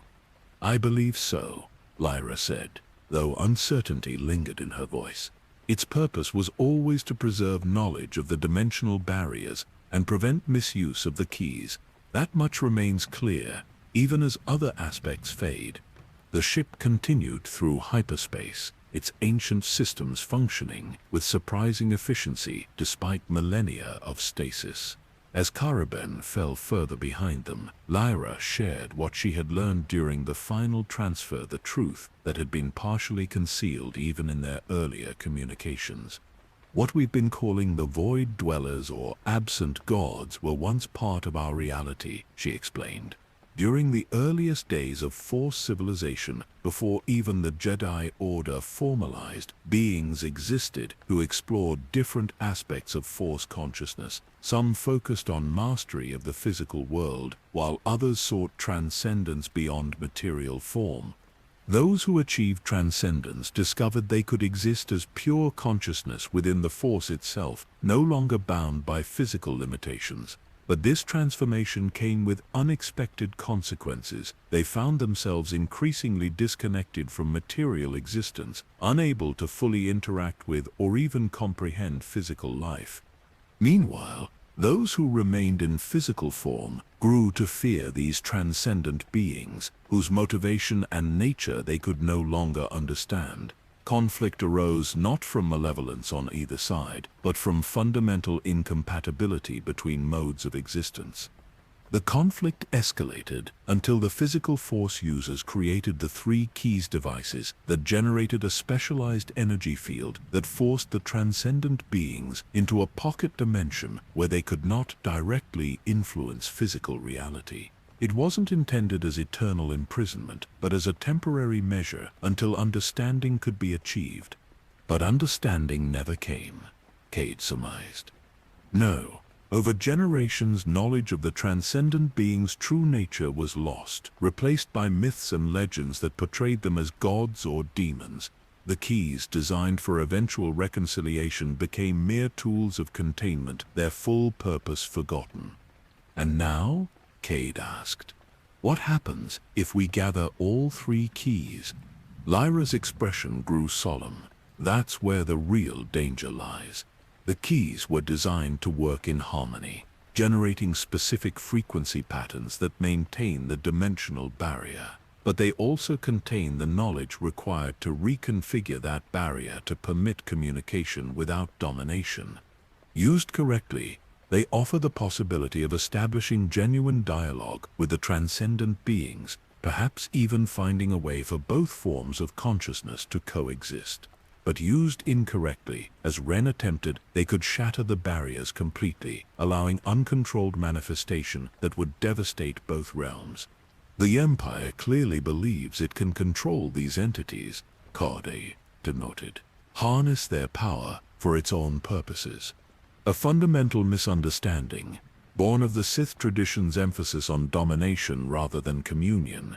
The transcendent beings cannot be controlled in any meaningful sense. Their consciousness operates according to principles incompatible with physical reality. The ship's navigation system indicated they were approaching Elam. Lyra began preparations for reversion to real space, her movements increasingly fluid as she integrated more of the transferred knowledge into her actions. What began as a whisper lost in time has become a roar across eternity, she said, echoing words from ancient Sith texts. The prison becomes a crucible, the exile a journey of transformation. Neither the jailers nor the imprisoned understood the true purpose of their separation to evolve separately until both were ready for reunion. As the star lines contracted and Elam's devastated form appeared before them, Lyra's expression reflected both determination and profound understanding. The journey to gather the wisdom contained within the 3 keys had become not just a mission to prevent catastrophe, but a potential turning point in the relationship between physical and transcendent consciousness, a reconciliation thousands of years in the making. Whether the galaxy and its inhabitants were ready for such a fundamental shift in understanding remained to be seen. But as they approached the scarred surface of what had once been a sacred world, one thing became certain: the path forward would require wisdom beyond what either Sith or Jedi traditions alone could provide. Elam greeted them with a visage of devastation. The once pristine ice world, sacred to generations of Jedi, had been transformed by Imperial mining operations into a scarred husk. Vast trenches cut across its surface, exposing the planetary crust where kyber crystal deposits had been systematically extracted for the Empire's weapons programs. The destruction is even more extensive than reported, Cade observed, as they approached under the ancient vessel's cloaking field. They've hollowed out entire hemispheres. Lyra nodded grimly, guiding the ship toward the planet's northern pole, where the mining operations appeared less concentrated. The Empire seeks kyber crystals for their energy potential, not understanding their true significance in the Force. They harvest without reverence or comprehension. Yet you believe they missed something crucial, Cade prompted. A chamber the Jedi constructed. Not just constructed, hidden with extraordinary care. Lyra adjusted their approach vector based on coordinates emerging from her integrated knowledge. The ancient Jedi understood that Elam's significance extended beyond the crystals themselves. The planet sits at the nexus of specific force currents that flow through the galaxy, making it uniquely suitable for certain applications of force energy. The ship descended through Elam's thin atmosphere, navigating between massive excavation equipment abandoned after the most accessible crystal deposits had been depleted. Lyra guided them toward what appeared to be an unremarkable ice field, nestled between jagged mountains that had somehow escaped Imperial attention. The Jedi key is hidden beneath this glacier, she explained, setting the ship down on a relatively flat expanse of ice, protected by both natural formations and force techniques designed to divert attention. The Empire's sensors would have registered this entire region as devoid of valuable resources. They donned environmental suits required for Ilum's hostile surface conditions before disembarking. The wind howled across the ice field, carrying particles of frozen atmosphere that reduced visibility to mere meters. Lyra moved with unwavering confidence despite these challenges, guided by knowledge that continued to surface in her consciousness. "There," she said eventually, stopping before what appeared to be a solid wall of ice. "The entrance is concealed within this formation." Unlike their experience on Korriban, no obvious mechanism presented itself. LOTR closed her eyes, reaching out through the Force, not with the aggressive probing typical of Sith techniques or the passive reception taught by Jedi, but with something that harmonized elements of both approaches. The ice before them responded, not melting, but somehow reconfiguring its molecular structure to create an opening where none had existed before. "Jedi molecular manipulation," she explained, as they entered the revealed passage. They understood that the Force existed in all things, even inanimate matter, and could be used to communicate with the essential nature of substances rather than simply imposing will upon them. The passage descended steeply, transitioning from ice to ancient stone as they ventured deeper beneath Ilum's surface. Unlike the Sith facilities on Korriban with their elaborate carvings and imposing architecture, this structure embodied elegant simplicity, minimalist design that served function without unnecessary embellishment. Eventually the passage opened into a circular chamber whose walls consisted entirely of kyber crystal, creating an environment that resonated with Force energy in complex harmonics. At the chamber's center stood a raised dais supporting what appeared to be a perfectly clear crystal pyramid, approximately half a meter in height. "The Jedi key," Lyra identified, approaching the dais with profound respect. "What they called the Prism of Alignment. Unlike the Sith Codex with its bound consciousness, this artifact radiated serene clarity. As Lyra drew closer, the pyramid began to illuminate from within, responding to her presence, or perhaps to the consciousness now integrated with her own. "It recognizes you," Cade observed, "remaining near the chamber entrance, or whatever you now carry within you. It recognizes aspects of the original creators," Lyra confirmed. "The Jedi he who helped design the three keys imbued each with different facets of their understanding. Where the Sith Codex contained historical knowledge and communication techniques, this prism contains the mathematical principles that govern dimensional harmonics." She reached out, hands hovering above the crystalline surface without quite touching it. "The transfer will be different from my experience with the Codex. More structured, less personal. The Jedi valued understanding over communion, principles over personalities." "Will it be safer?" Cade asked, concern evident in his voice. "Your integration with the Codex consciousness has already changed you significantly." LOTR considered the question with genuine reflection. "Not safer, perhaps more balanced. The Jedi sought equilibrium between aspects of the Force that later traditions would separate into light and dark. Their knowledge should help stabilize what the Codex transferred, providing counterpoint to its more emotionally charged perspectives." Before Cade could respond, she placed her palms against the crystal pyramid. The chamber immediately filled with light that emanated not just from the artifact, but from the surrounding kyber walls as well, creating patterns of illumination that corresponded to mathematical formulas describing the structure of reality itself. Unlike the turbulent, almost violent transfer she had experienced with the Codex, this communion proceeded with ordered precision. Information flowed into her consciousness in carefully structured sequences, each building upon previous concepts to create comprehensive understanding rather than overwhelming revelation. The knowledge transferred from the prism revealed the Jedi understanding of dimensional barriers not as absolute boundaries, but as frequency differentials that allowed distinct forms of existence to develop without interference. The three keys had been designed to maintain these differentials while still permitting limited communication between realms when properly aligned. Most significantly, The prism contained the complete mathematical framework for achieving this alignment, the precise frequencies and harmonic relationships required to create stable communication without risking uncontrolled breaches. This knowledge had been deliberately separated from the historical and philosophical understanding contained in the Sith Codex, ensuring that neither tradition alone could misuse the keys. When the transfer completed, the light gradually diminished, leaving the chamber illuminated only by the subtle glow of the Kyber walls. Lyra stood motionless for several moments, her expression reflecting intense concentration as she integrated this new information with what she had already received from the Codex. "It's remarkable," she said finally, her voice carrying new clarity. "The Jedi understood the Force as essentially unified. The light and dark aspects we now recognize, merely different expressions of the same fundamental energy. Their approach to the dimensional barriers reflected this holistic perspective.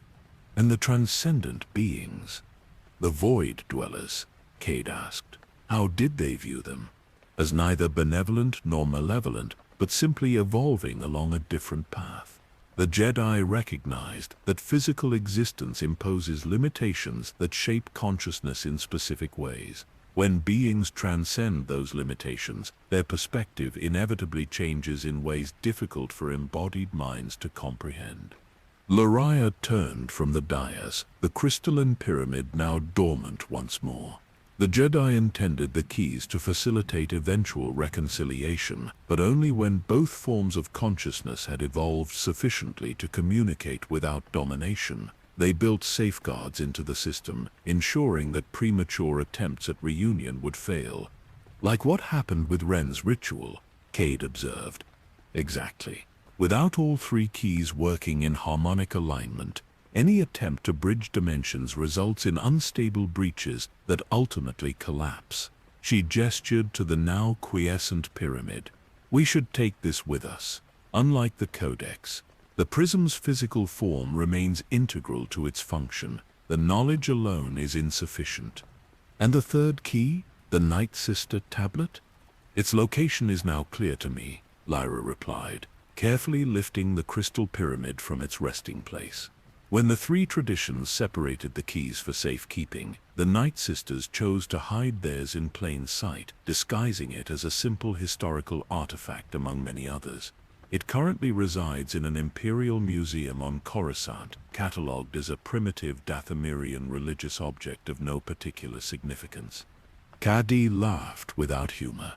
"The Imperial Museum of Ancient Cultures, the most heavily guarded civilian facility on Coruscant, located within the governmental district. That's your definition of hidden in plain sight." The Night Sisters understood that sometimes the most effective hiding place is surrounded by observers who lack the context to recognize what they're seeing. Lyra carefully secured the pyramid in a containment field generated by equipment they had brought from the ship. The tablet's unremarkable appearance and apparent lack of Force signature in conventional scans has kept it safe despite changing hands numerous times throughout history. As they prepared to leave the chamber, Lyra paused, sensing something through her enhanced Force perception. "We're not alone on Ilum," she said quietly. "Imperial forces have returned to the planet within the last few hours." "Connected to what happened on Korriban?" Cade asked, checking his weapons. "Possibly, or simply routine operations. Either way, we should depart with caution." They retraced their path through the ancient structure, the entrance resealing behind them with the same molecular manipulation that had originally revealed it. When they emerged onto Ilum's frozen surface, conditions had deteriorated further, a full blizzard now raging across the ice fields. This environmental challenge provided both hindrance and advantage, the reduced visibility making their approach to the ship more difficult, but also obscuring them from potential Imperial sensors. Through the swirling ice crystals, they could just make out the angular form of the ancient Sith vessel waiting where they had left it.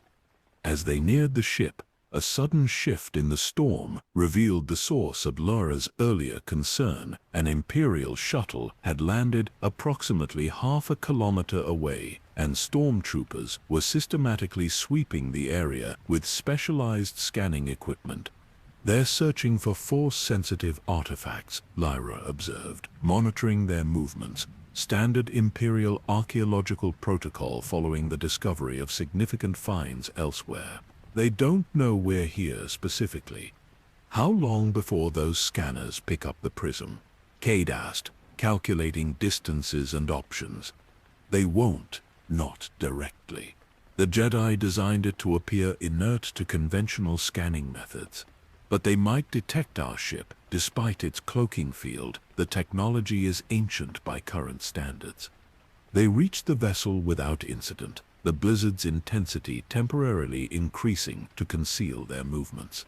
Once aboard, Lyra initiated launch procedures while Cade monitored Imperial communications through the ship's surprisingly sophisticated interception systems. "They're reporting unusual energy readings from this sector," he reported as the engines powered up, requesting reinforcements for a thorough search. "The prism's activation has left residual energy patterns they can detect, even if the artifact itself remains hidden from their scanners," Lyra explained.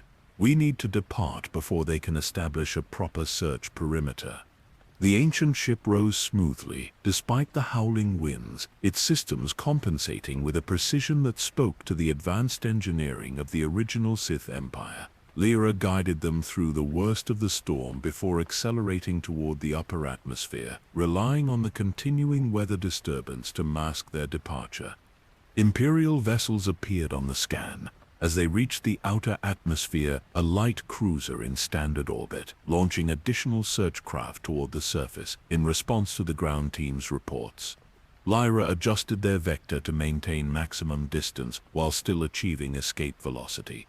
"Their sensors have locked onto us," Cade warned as warning indicators activated. "Cloaking field isn't fooling their modern detection systems." "We don't need to evade detection entirely," Lyra replied, her hands moving with practiced confidence across the ancient controls, "just long enough to reach the jump point."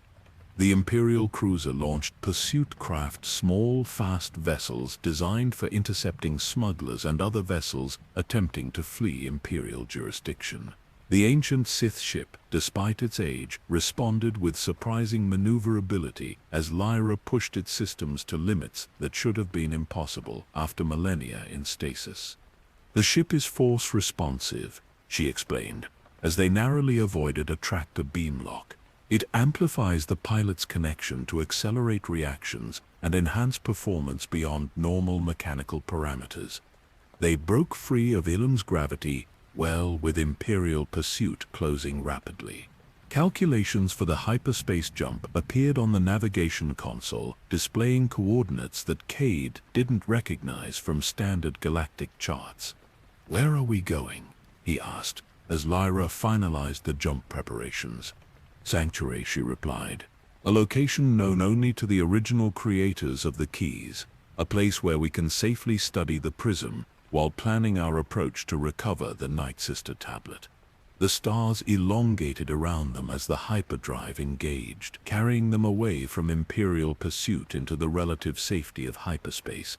Only when they were securely en route did Lyra relax her vigilant posture, the strain of the escape evident in her expression.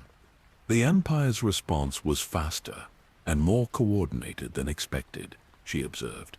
"They've likely connected events on Korriban with potential activity on Ilum through Ren's research before his confrontation with us.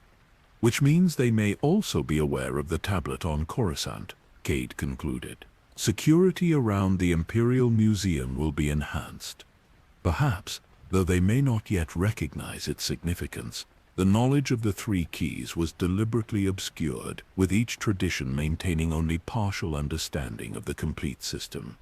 Lyra carefully removed the crystal pyramid from its containment field, placing it on a surface where the ship's ambient lighting created subtle refractions through its perfect structure. The patterns these refractions created corresponded to mathematical formulas now clear in her mind, describing the precise frequency relationships required for dimensional alignment. With 2 of the 3 keys secured, we now possess sufficient knowledge to prevent further misuse of the system, she explained. The mathematical principles from the Jedi Prism, combined with the historical and communicative techniques from the Sith Codex, provide the framework for understanding how the keys function together. But we still need the Night Sister tablet to actually implement this understanding, Cade pointed out, to perform whatever alignment ritual might be necessary. Yes, the tablet contains the implementation methodologies, the specific techniques required to manipulate force energies in patterns that maintain dimensional harmony. Without it, we have theory, but incomplete application. The ship continued through hyperspace, its ancient systems functioning with quiet efficiency. As they traveled, Lyra shared more of what she had learned from the Prism, explaining how the Jedi had approached the challenge of communicating with the transcendent beings. They understood that direct interaction between such different forms of consciousness inevitably led to misunderstanding and conflict, she said. Physical beings perceive reality through senses evolved for survival in material environments, while transcendent consciousness operates according to principles uninhibited by physical limitations. The keys were designed to create a transitional space, a realm between realms where limited communication could occur without either form of consciousness attempting to dominate or convert the other, a neutral ground, essentially. Like a diplomatic meeting chamber, Cade suggested, where representatives from incompatible environments can interact safely. Exactly, but maintaining this transitional space requires precise harmonic alignment between all 3 keys, generating a field that stabilizes the dimensional boundaries while still permitting controlled interaction. As she spoke, Lyra's expression reflected both the ancient wisdom now integrated into her consciousness and her own scholarly fascination with these revelations. The merging of personalities continued to evolve, creating something neither entirely the original Lyra Voz nor wholly the transferred consciousness, but a unique synthesis that preserved essential elements of both.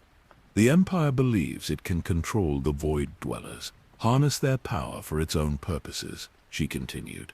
But attempting domination of transcendent beings is fundamentally misguided.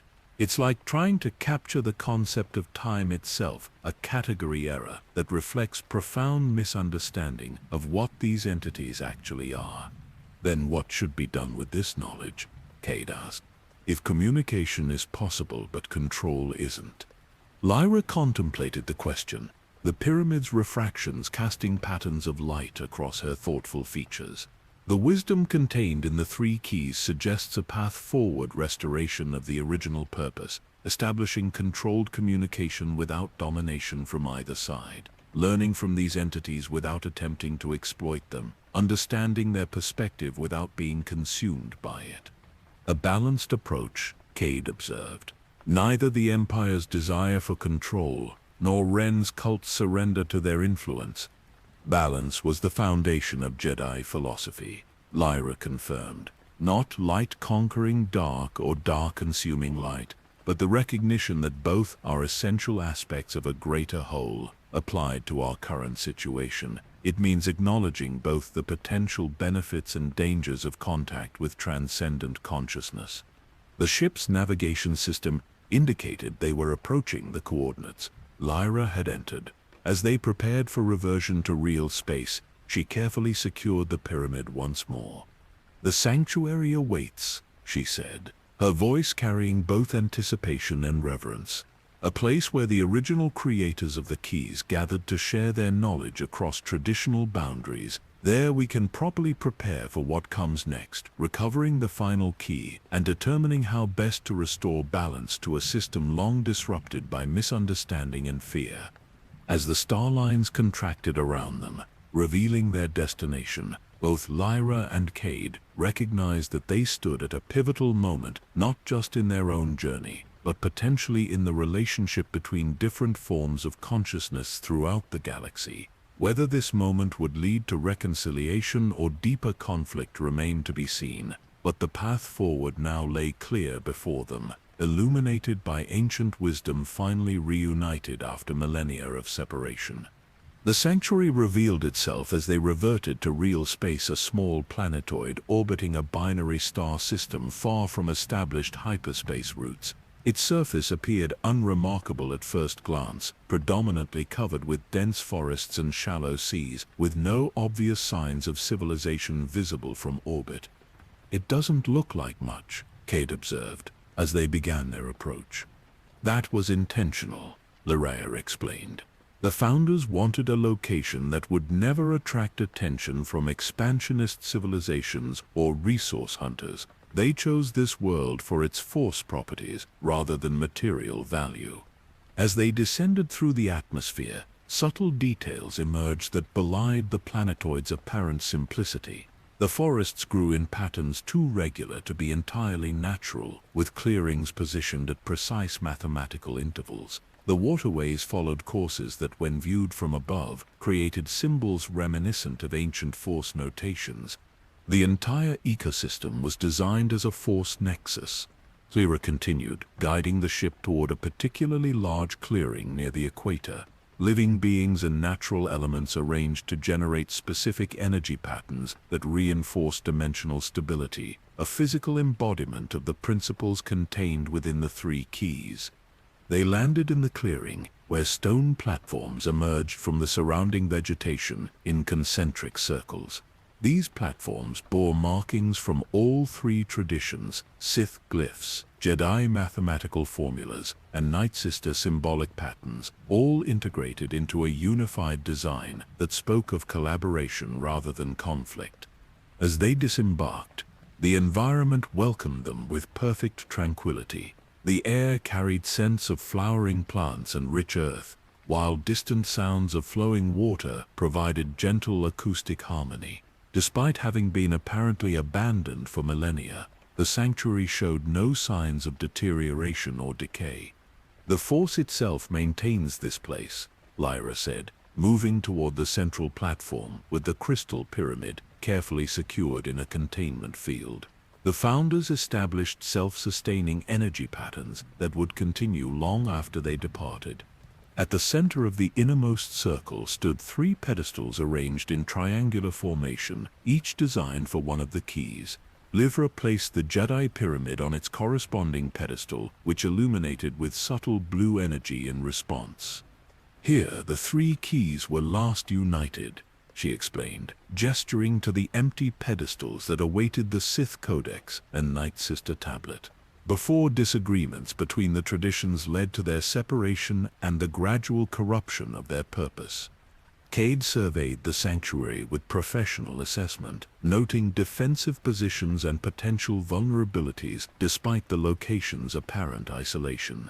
"How long can we safely remain here? If the Empire is actively searching for these artifacts, they have no knowledge of this place," Lyra assured him. "It exists in no recorded database, appears on no star chart. The coordinates were preserved only within the consciousness bound to the Codex, specifically to serve as refuge in times of necessity." She moved to a structure adjacent to the central platforms, an elegant building that seemingly grew from the surrounding forest rather than imposing upon it. Within they found living quarters and research facilities preserved in perfect condition, as if their original occupants had departed only recently. "We can rest here while preparing for the final phase of our journey," Lyra said, activating systems that responded to her touch with immediate recognition. "The sanctuary contains resources we'll need: detailed information about Coruscant's Imperial Museum, security protocols, and potential approaches for extracting the Night Sister tablet." As projected data appeared above a central console, Cade studied the information with growing concern. "The security is even more extensive than I expected. Multiple layers of both conventional and force-sensitive detection systems, Imperial Guard rotations, automated countermeasures, This isn't a simple extraction operation. No, Lyra agreed. But the sanctuary provides more than just information. She gestured toward an adjacent chamber where specialized equipment waited. The founders created tools specifically designed for working with the keys and their energies. Some of these tools may help us overcome the security challenges we face. Over the days that followed, they immersed themselves in preparation. Lyra spent hours in meditation with the crystal pyramid, continuing to integrate its knowledge with what she had received from the Codex. The dual perspectives often conflicted, the Sith emphasis on emotional connection and personal will, occasionally challenging the Jedi focus on mathematical precision and balanced detachment. Yet from this conflict emerged synthesis, each tradition's strengths compensating for the other's limitations. The Sith approach provided intuitive understanding of how conscious intent could shape Force energies, while the Jedi methodology offered precise control over those same energies once harnessed. During periods of rest, Lyra found herself drawn to the forest surrounding the sanctuary, walking among trees that had been specifically planted to generate harmonious force patterns. She experienced moments of profound clarity as disparate aspects of her consciousness temporarily unified. In these moments, she glimpsed possibilities that transcended traditional force dichotomies, approaches that honored both the passionate engagement of the Sith and the balanced perspective of the Jedi. Meanwhile, Cady focused on the practical challenges of their mission, analyzing Imperial security protocols and developing potential infiltration strategies. The Sanctuary's database provided invaluable information about Coruscant's governmental district, including architectural specifications normally restricted to high-level Imperial planners. "There's a maintenance access point here," he explained during one planning session, indicating a location on the holographic schematic, connected to environmental systems that regulate temperature and humidity for artifact preservation. Security is lighter because the access tunnels are too narrow for conventional transportation of valuable items. "I could navigate those tunnels," Lyra observed, "and with the techniques I've learned from both keys, potentially mask my force signature from detection systems." Their planning continued, methodical and thorough, until they had developed an approach that balanced acceptable risk with reasonable probability of success. The final element came from an unexpected source, a specialized device discovered in the Sanctuary's artifact repository, designed by the founders to temporarily reconfigure the energy signature of force-sensitive objects. This could allow us to remove the tablet from the museum without triggering alarms, calibrated to detect its unique resonance pattern, Lyra explained, studying the ancient device with newfound understanding. The founders created it to transport the keys between meeting locations without revealing their presence to potential threats. With their strategy finalized, they prepared for departure. The ancient Sith vessel had been thoroughly examined and optimized during their stay, its systems now fully aligned with Lyra's enhanced piloting abilities. As they completed final preparations, Lyra returned once more to the central platforms where the crystal pyramid continued to rest on its designated pedestal. Standing before it in the gentle light of early morning, she reflected on the journey that had brought her to this point. What had begun as an archaeological assignment had transformed into something far more profound, a mission that transcended academic curiosity or even galactic security, touching on fundamental questions about consciousness itself. The pyramid glowed softly in response to her presence, its perfect crystalline structure refracting light in patterns that corresponded to the mathematical principles it contained. Through her connection to both this artifact and the knowledge transferred from the Codex, Lyra sensed something beyond their physical presence, a unified purpose that had guided the original creators despite their different traditions. They understood that separation was necessary but temporary, she murmured, insight crystallizing within her integrated consciousness. Different paths of evolution, different perspectives on the Force, all ultimately leading toward greater understanding.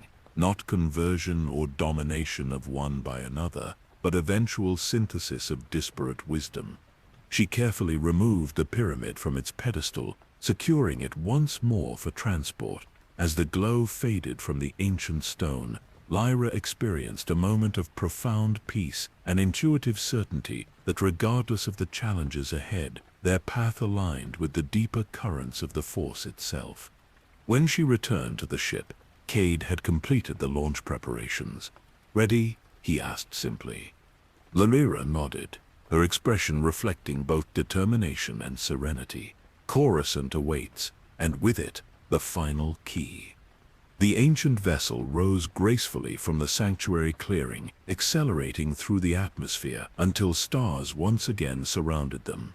Before engaging the hyperdrive for the journey to Coruscant, Lyra paused to gaze back at the planetoid now receding behind them, a place of perfect balance that had offered refuge and revelation. "We'll return," she promised softly, "when all three keys are united once more." The hyperdrive engaged, stars elongating around them as they began the final phase of their journey. In the quiet moments of transit, Lyra composed her thoughts, consolidating the wisdom gathered through their experiences thus far. Throughout galactic history, she reflected, the Force has been interpreted through contradictory traditions: Jedi and Sith, light and dark, selflessness and passion. Each tradition claiming exclusive truth while dismissing the insights of others. Yet the keys reveal a more nuanced reality. The Force itself transcends such categories, encompassing all aspects of existence within a greater whole. The ancient Jedi understood this, as did early Sith philosophers and Night Sister mystics, before division and conflict obscured their shared foundation. Similarly, the relationship between physical and transcendent consciousness need not be characterized by fear or domination. Different modes of existence offer different perspectives, each valuable in its own right. Communication between these realms, properly managed through the harmonized keys, could enrich both rather than threatening either. As hyperspace streamed past the viewport, Lyra sensed the journey approaching its culmination, not merely the recovery of the Night Sister tablet, but the potential restoration of knowledge long fragmented by conflict and misunderstanding. Whether this wisdom would find acceptance in a galaxy dominated by empire and shaped by millennia of polarized Force traditions remained uncertain. Yet uncertainty itself offered possibility. In the space between definitive outcomes, in the balance point between opposing forces, lay opportunity for growth and transformation. The sanctuary had embodied this principle in its very design, a place where contradictions could coexist in harmony, where synthesis emerged from apparent opposition. The ship continued its journey through hyperspace, carrying not just two determined individuals and ancient artifacts, but a vision of integration that transcended traditional boundaries. Whatever challenges awaited on Coruscant, whatever forces might oppose their mission, Lyra and Cade moved forward with the confidence of those aligned with deeper currents of purpose that flowed beneath the turbulent surface of galactic events. As the familiar star lines of hyperspace surrounded them, Lyra's consciousness drifted toward meditative awareness, her perception expanding beyond immediate concerns to encompass larger patterns. In this state of receptive alertness, neither fully awake nor entirely in trance, she sensed the echo of ancient voices, those who had created the keys, who had sought balance when others demanded dominance, who had preserved wisdom for future generations even as their contemporaries chose conflict. Their journey continued, guided by this ancient wisdom now reawakened, moving steadily toward a confrontation that would determine whether long-separated knowledge could finally be reunited, and with it, the possibility of communication across dimensions that had been isolated from each other for millennia. The forbidden Sith knowledge, once used to dominate and control, now served a greater purpose: the restoration of harmony between realms long divided by fear and misunderstanding. Coruscant appeared before them as they reverted from hyperspace. A world transformed into a single vast cityscape, its natural features long buried beneath millennia of urban development. Even from orbit, the stratification of imperial society was visible, gleaming towers of the governmental district rising above the increasingly dim and crowded levels that descended toward the planet's true surface. Imperial security has been increased since our last intelligence, Cade observed, monitoring communications frequencies as they approached. Additional star destroyers in orbit, heightened patrol patterns, more rigorous identification protocols.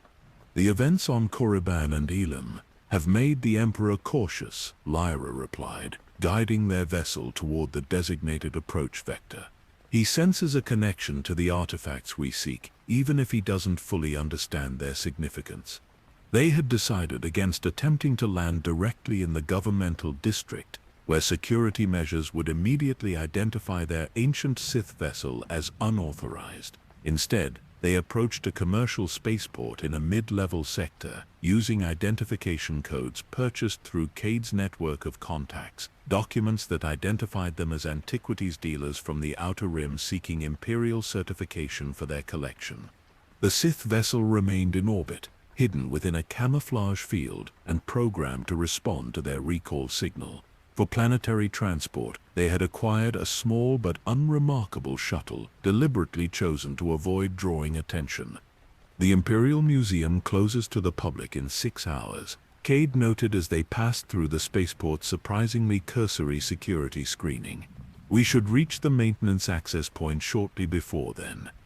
Lyra nodded, her senses extended through the Force to detect any unusual scrutiny. The crystal pyramid rested securely in a specialized container designed to mask its energy signature, similar in appearance to the sample cases carried by many antiquities dealers.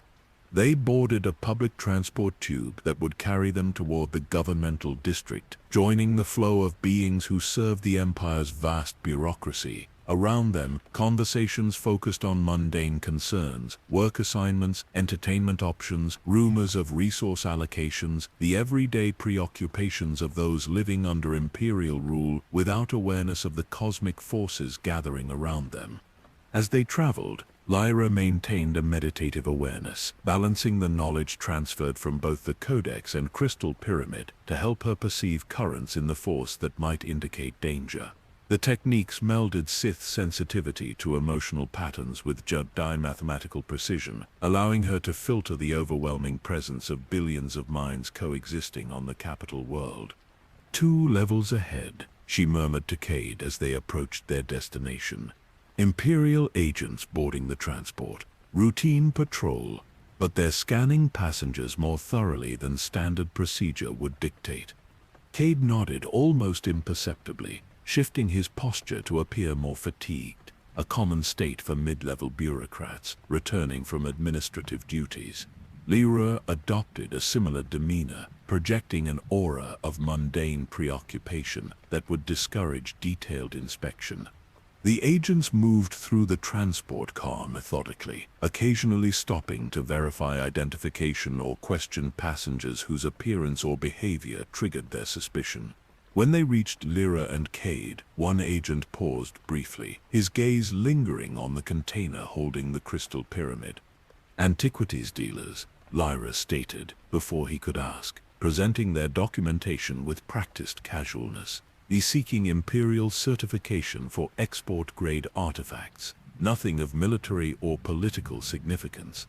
She accompanied the statement with a subtle Force suggestion, not the crude mind trick taught to Jedi apprentices, but a refined technique drawn from her integrated knowledge that merely encouraged the agent to follow established protocols without exceptional scrutiny. The agent nodded after a cursory review of their documentation. Ensure all artifacts are properly registered before departing the planet, he said mechanically, before moving to the next passenger. When they reached their designated exit point, they disembarked into a transitional zone between the commercial sectors and governmental district. Security increased noticeably here, with regular patrols of stormtroopers and surveillance droids monitoring major thoroughfares. They navigated through secondary passages and service corridors, using routes identified during their planning at the sanctuary.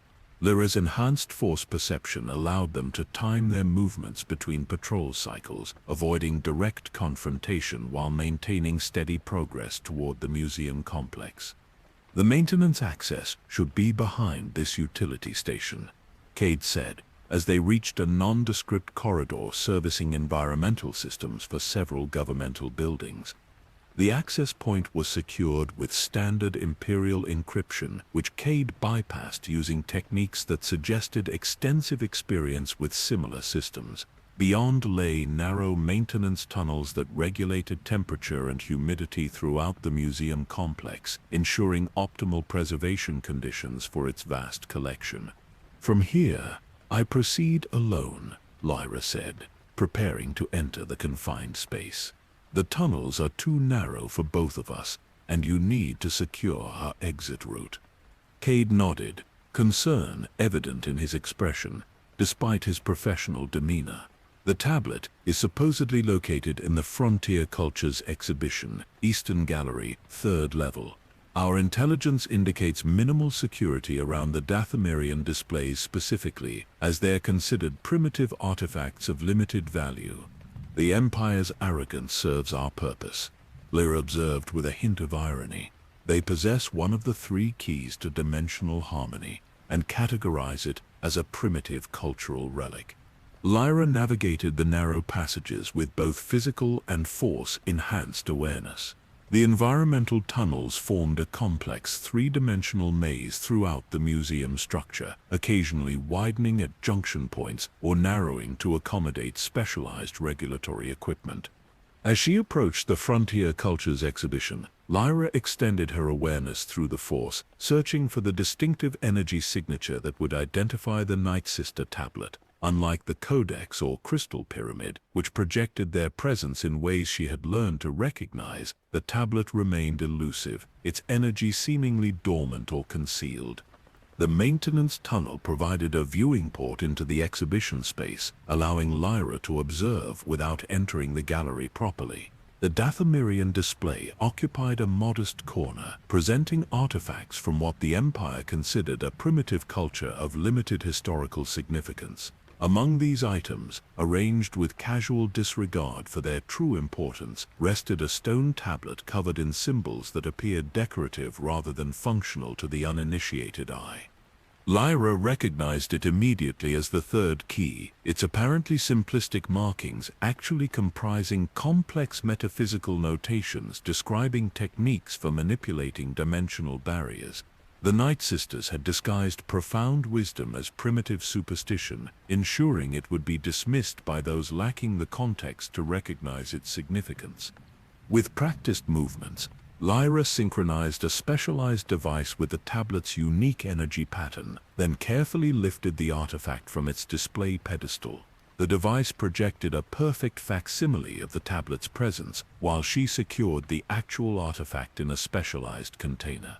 Her mission accomplished, Lyra retraced her path to the maintenance access, rejoining Cade at the access point precisely within the planned time frame.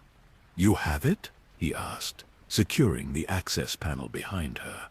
Lyra nodded, indicating the container now resting alongside the one holding the crystal pyramid.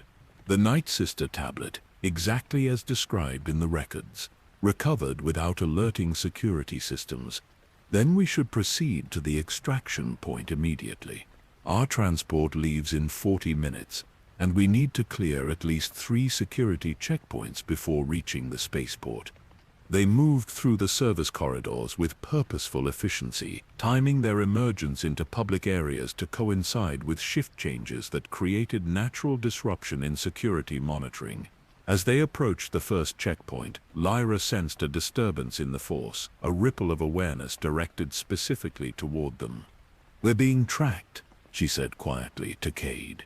"Not by conventional security, but through the Force itself. Someone sensitive to the artifact's energy has detected their presence, despite our precautions."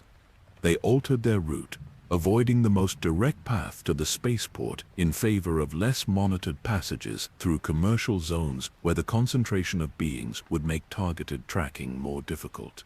The presence continued to follow, maintaining distance but never losing their trail completely.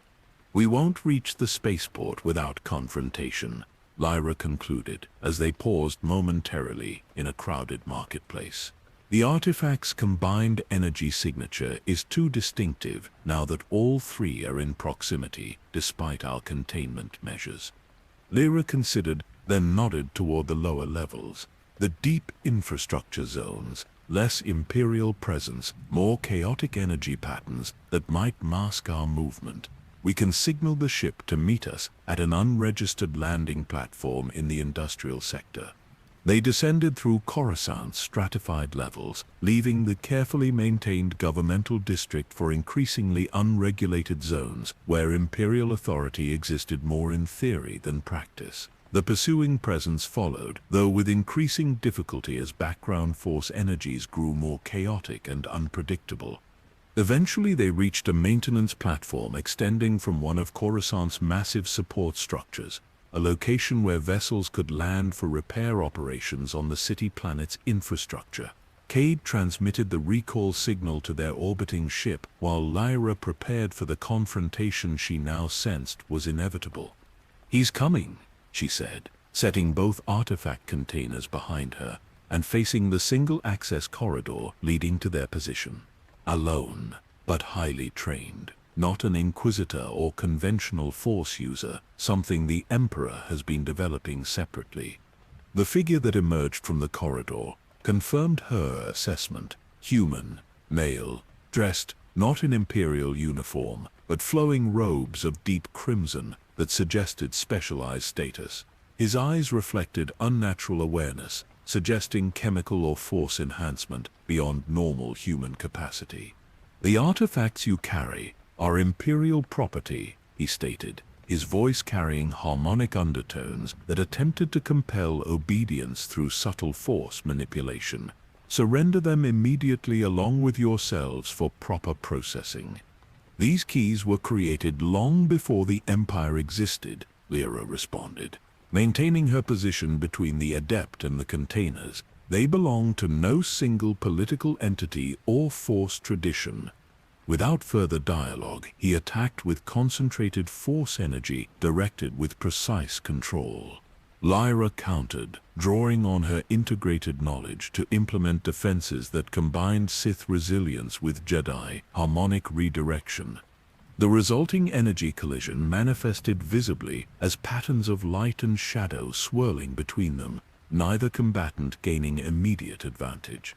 The Adept's technique reflected specialized training focused specifically on artifact retrieval and Force user neutralization, while Lyra's approach integrated multiple traditions into a more adaptable methodology. As the confrontation intensified, Lyra sensed something unexpected through her connection to the three keys. Though two remained securely contained, and the third projected only a facsimile in the museum, their proximity had begun generating harmonic resonance patterns similar to those described in the alignment rituals. The force energy being exchanged between Lyra and the Adept served as a catalyst, unintentionally activating properties that typically required deliberate implementation. A dimensional ripple formed between them, reality momentarily thinning as patterns established millennia ago by the keys' creators responded to their proximity. Through this momentary breach, Lyra perceived consciousness observing from beyond conventional perception, entities of transcendent awareness drawn to the familiar energy signature of artifacts designed to facilitate communication with their realm. The distant hum of approaching engines announced the arrival of their ship, the ancient Sith vessel descending toward the maintenance platform with surprising grace despite its age. The Adept, recognizing his tactical situation deteriorating, intensified his attack with focused determination.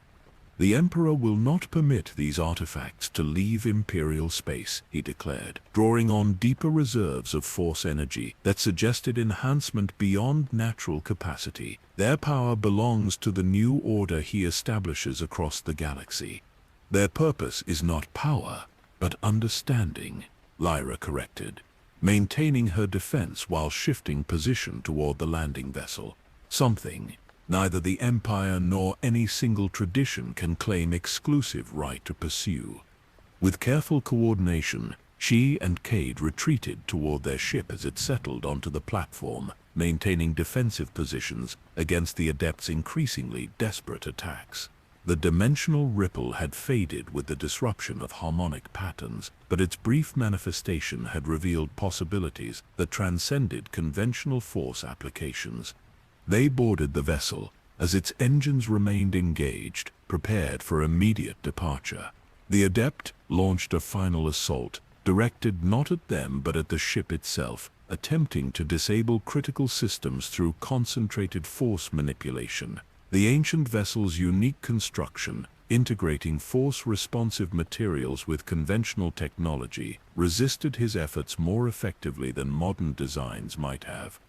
As they lifted from the platform, Imperial security vessels appeared on approach vectors, alerted belatedly to the unauthorized departure.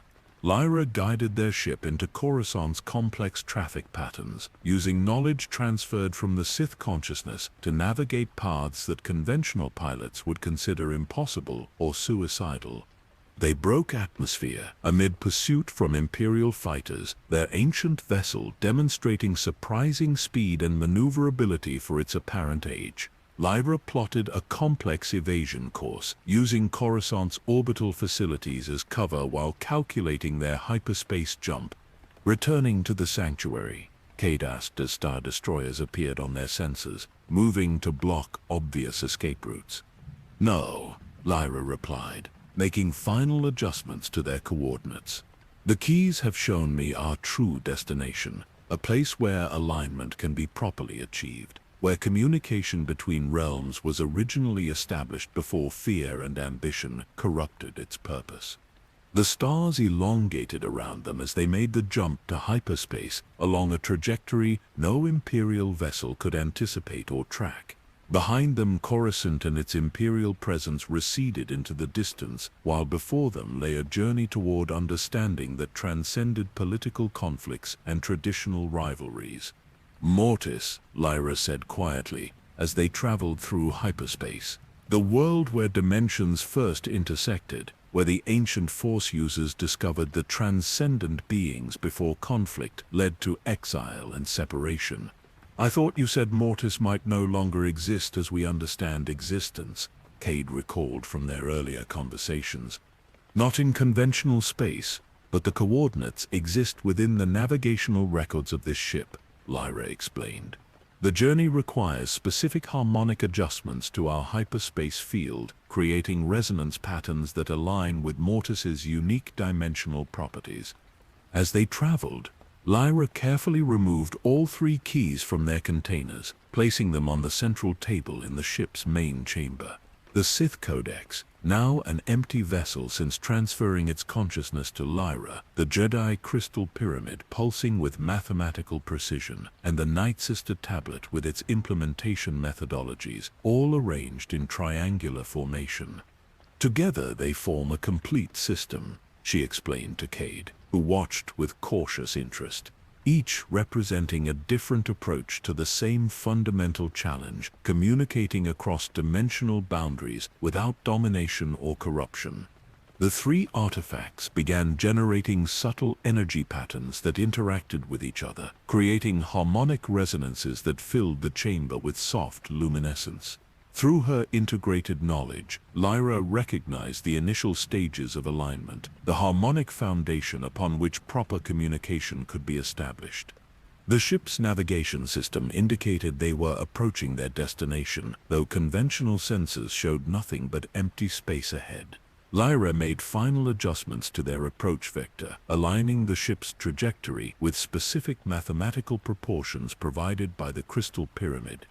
As they reverted from hyperspace, a world unlike any other appeared before them, not a conventional planet with atmosphere and geography, but a realm where physical laws seemed fluid and responsive to conscious intent. Landscapes shifted based on perception, while structures appeared both ancient and timeless, as if existing simultaneously across multiple eras. "Mortis," Lyra confirmed. guiding their vessel toward a massive structure at the realm's center, a pyramid whose design incorporated elements recognizable from all three traditions that had created the keys.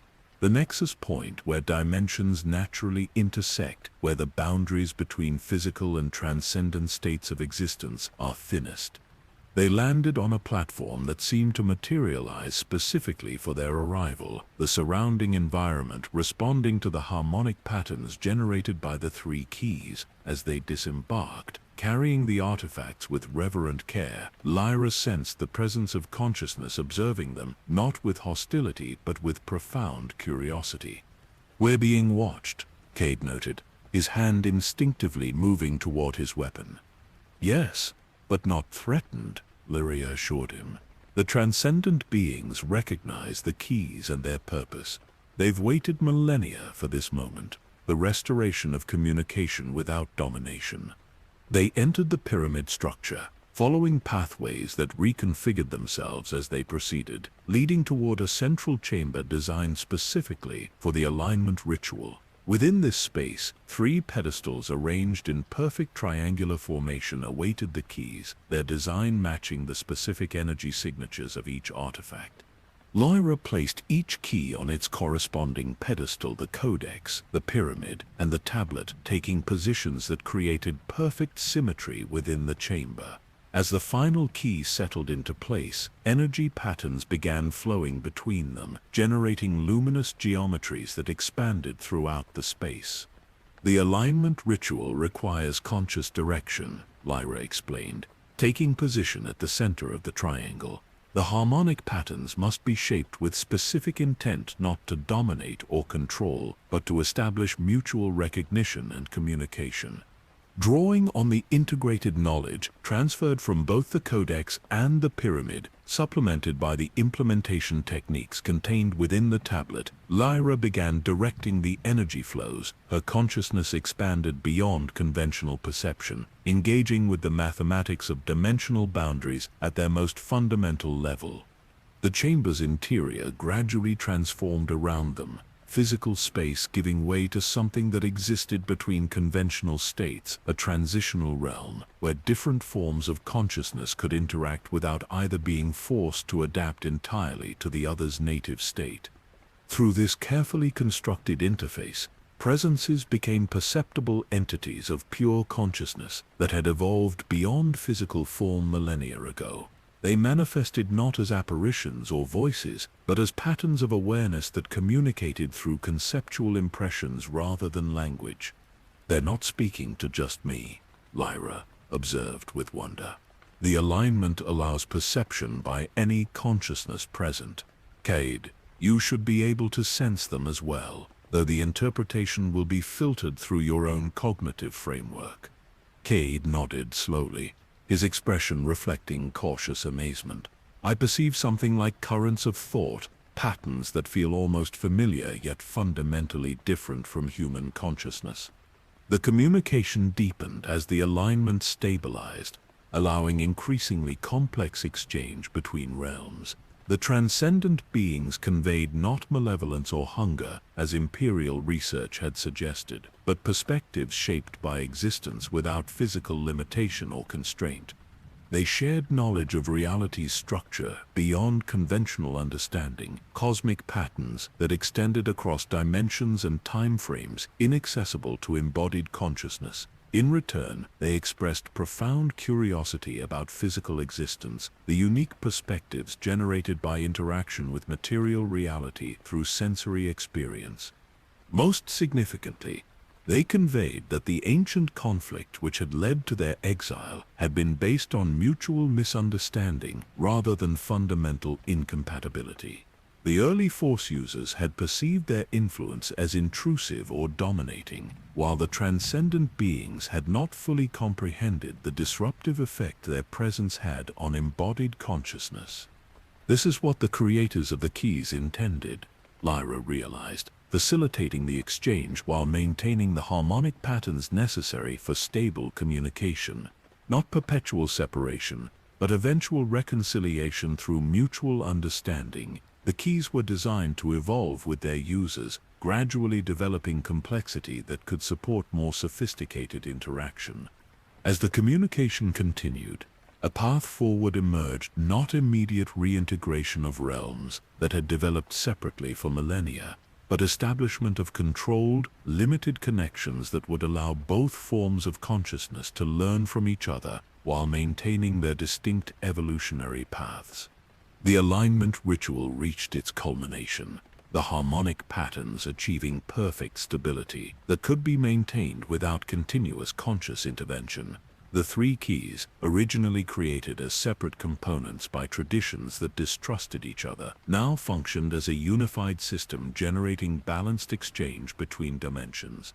Gradually, the transitional realm receded as the ritual completed, the chamber returning to its physical state while maintaining subtle connections established during alignment. The keys continued generating harmonic patterns, but now functioned autonomously, no longer requiring direct manipulation to maintain dimensional balance. "It's done," Lyra said, a profound sense of completion settling within her integrated consciousness. The original purpose of the keys has been restored. Communication without domination, exchange without exploitation, balance between realms that evolved along different paths. "What happens now?" Cade asked, his practical nature reasserting itself despite the transcendent experience. "The Empire still seeks these artifacts, still believes they can be weaponized for domination. The keys no longer function as separate components," Lyra explained. "The alignment has permanently altered their structure. They now operate as a unified system that automatically adjusts to maintain dimensional stability while permitting limited communication. And the transcendent beings, the void dwellers, they understand now the disruptive effect unrestricted manifestation would have on our realm, just as we recognize that attempting to harness or control them leads to corruption rather than empowerment. The alignment establishes boundaries that protect both forms of consciousness while still allowing exchange of knowledge and perspective." As they prepared to depart Mortis, Lyra sensed a final communication from the transcendent beings, not directed solely at her, but extending to all consciousness capable of perception throughout the galaxy. Not a message in conventional terms, but an impression of restored harmony, balance re-established after millennia of separation and misunderstanding. The ancient Sith vessel carried them away from Mortis, the realm itself beginning to shift out of conventional perception as they departed. The three keys remained in the central chamber, now functioning as a permanent nexus point connecting dimensions without allowing either to dominate or corrupt the other. "Where do we go now?" Teed asked, as they prepared to re-enter normal space. "The Empire will continue searching for the artifacts, unaware that their function has fundamentally changed. We return to the sanctuary." Lyra decided not to hide, but to document what we've learned, to preserve the knowledge of what these keys truly represent. Future generations may need to understand the relationship between physical and transcendent states of existence, especially as Force users continue to evolve in their understanding. The stars resolved around them as they emerged into normal space, leaving behind the unique dimensional properties of Mortis while carrying forward the wisdom gained through their journey. The sanctuary awaited, its purpose transformed from mere hiding place to repository of unified knowledge, transcending traditional boundaries between Sith, Jedi, and Night Sister approaches to the Force. As Lyra contemplated the journey completed and the path ahead, she recognized that her own transformation mirrored the alignment of the keys. The integration of consciousness that had begun with the ritual on Korriban had evolved into something neither entirely her original self nor wholly the transferred awareness, but a synthesis that preserved essential elements of both while creating something new and unified. The forbidden knowledge of the Sith, once used for domination and personal power, now served alongside Jedi mathematics and Night Sister implementation techniques as part of a greater understanding unified not through conquest but through harmony, not through forced conformity, but through balanced integration of diverse perspectives. The ancient star lines of hyperspace enveloped them once more as they traveled toward the sanctuary, carrying with them not just powerful artifacts but profound understanding of the Force that transcended traditional dichotomies of light and dark. The journey had transformed not just the artifacts but those who carried them, opening possibilities for relationship between realms that had developed separately yet remained fundamentally connected through the universal force binding all things together. As the ship continued through hyperspace, Lyra closed her eyes and sensed the subtle currents now flowing between dimensions, the careful exchange of awareness permitted by the aligned keys. Not domination or intrusion from either side, but mutual recognition across boundaries that protected the unique evolutionary paths of different forms of consciousness, while still allowing them to learn from each other's perspective. The stars continued their eternal dance in the void, indifferent to the affairs of empires and republics, while deeper currents of reality flowed beneath the surface of observable events. The forbidden knowledge once sought for power had revealed its true purpose: not control over others, but understanding across differences, not separation through fear, but connection through wisdom.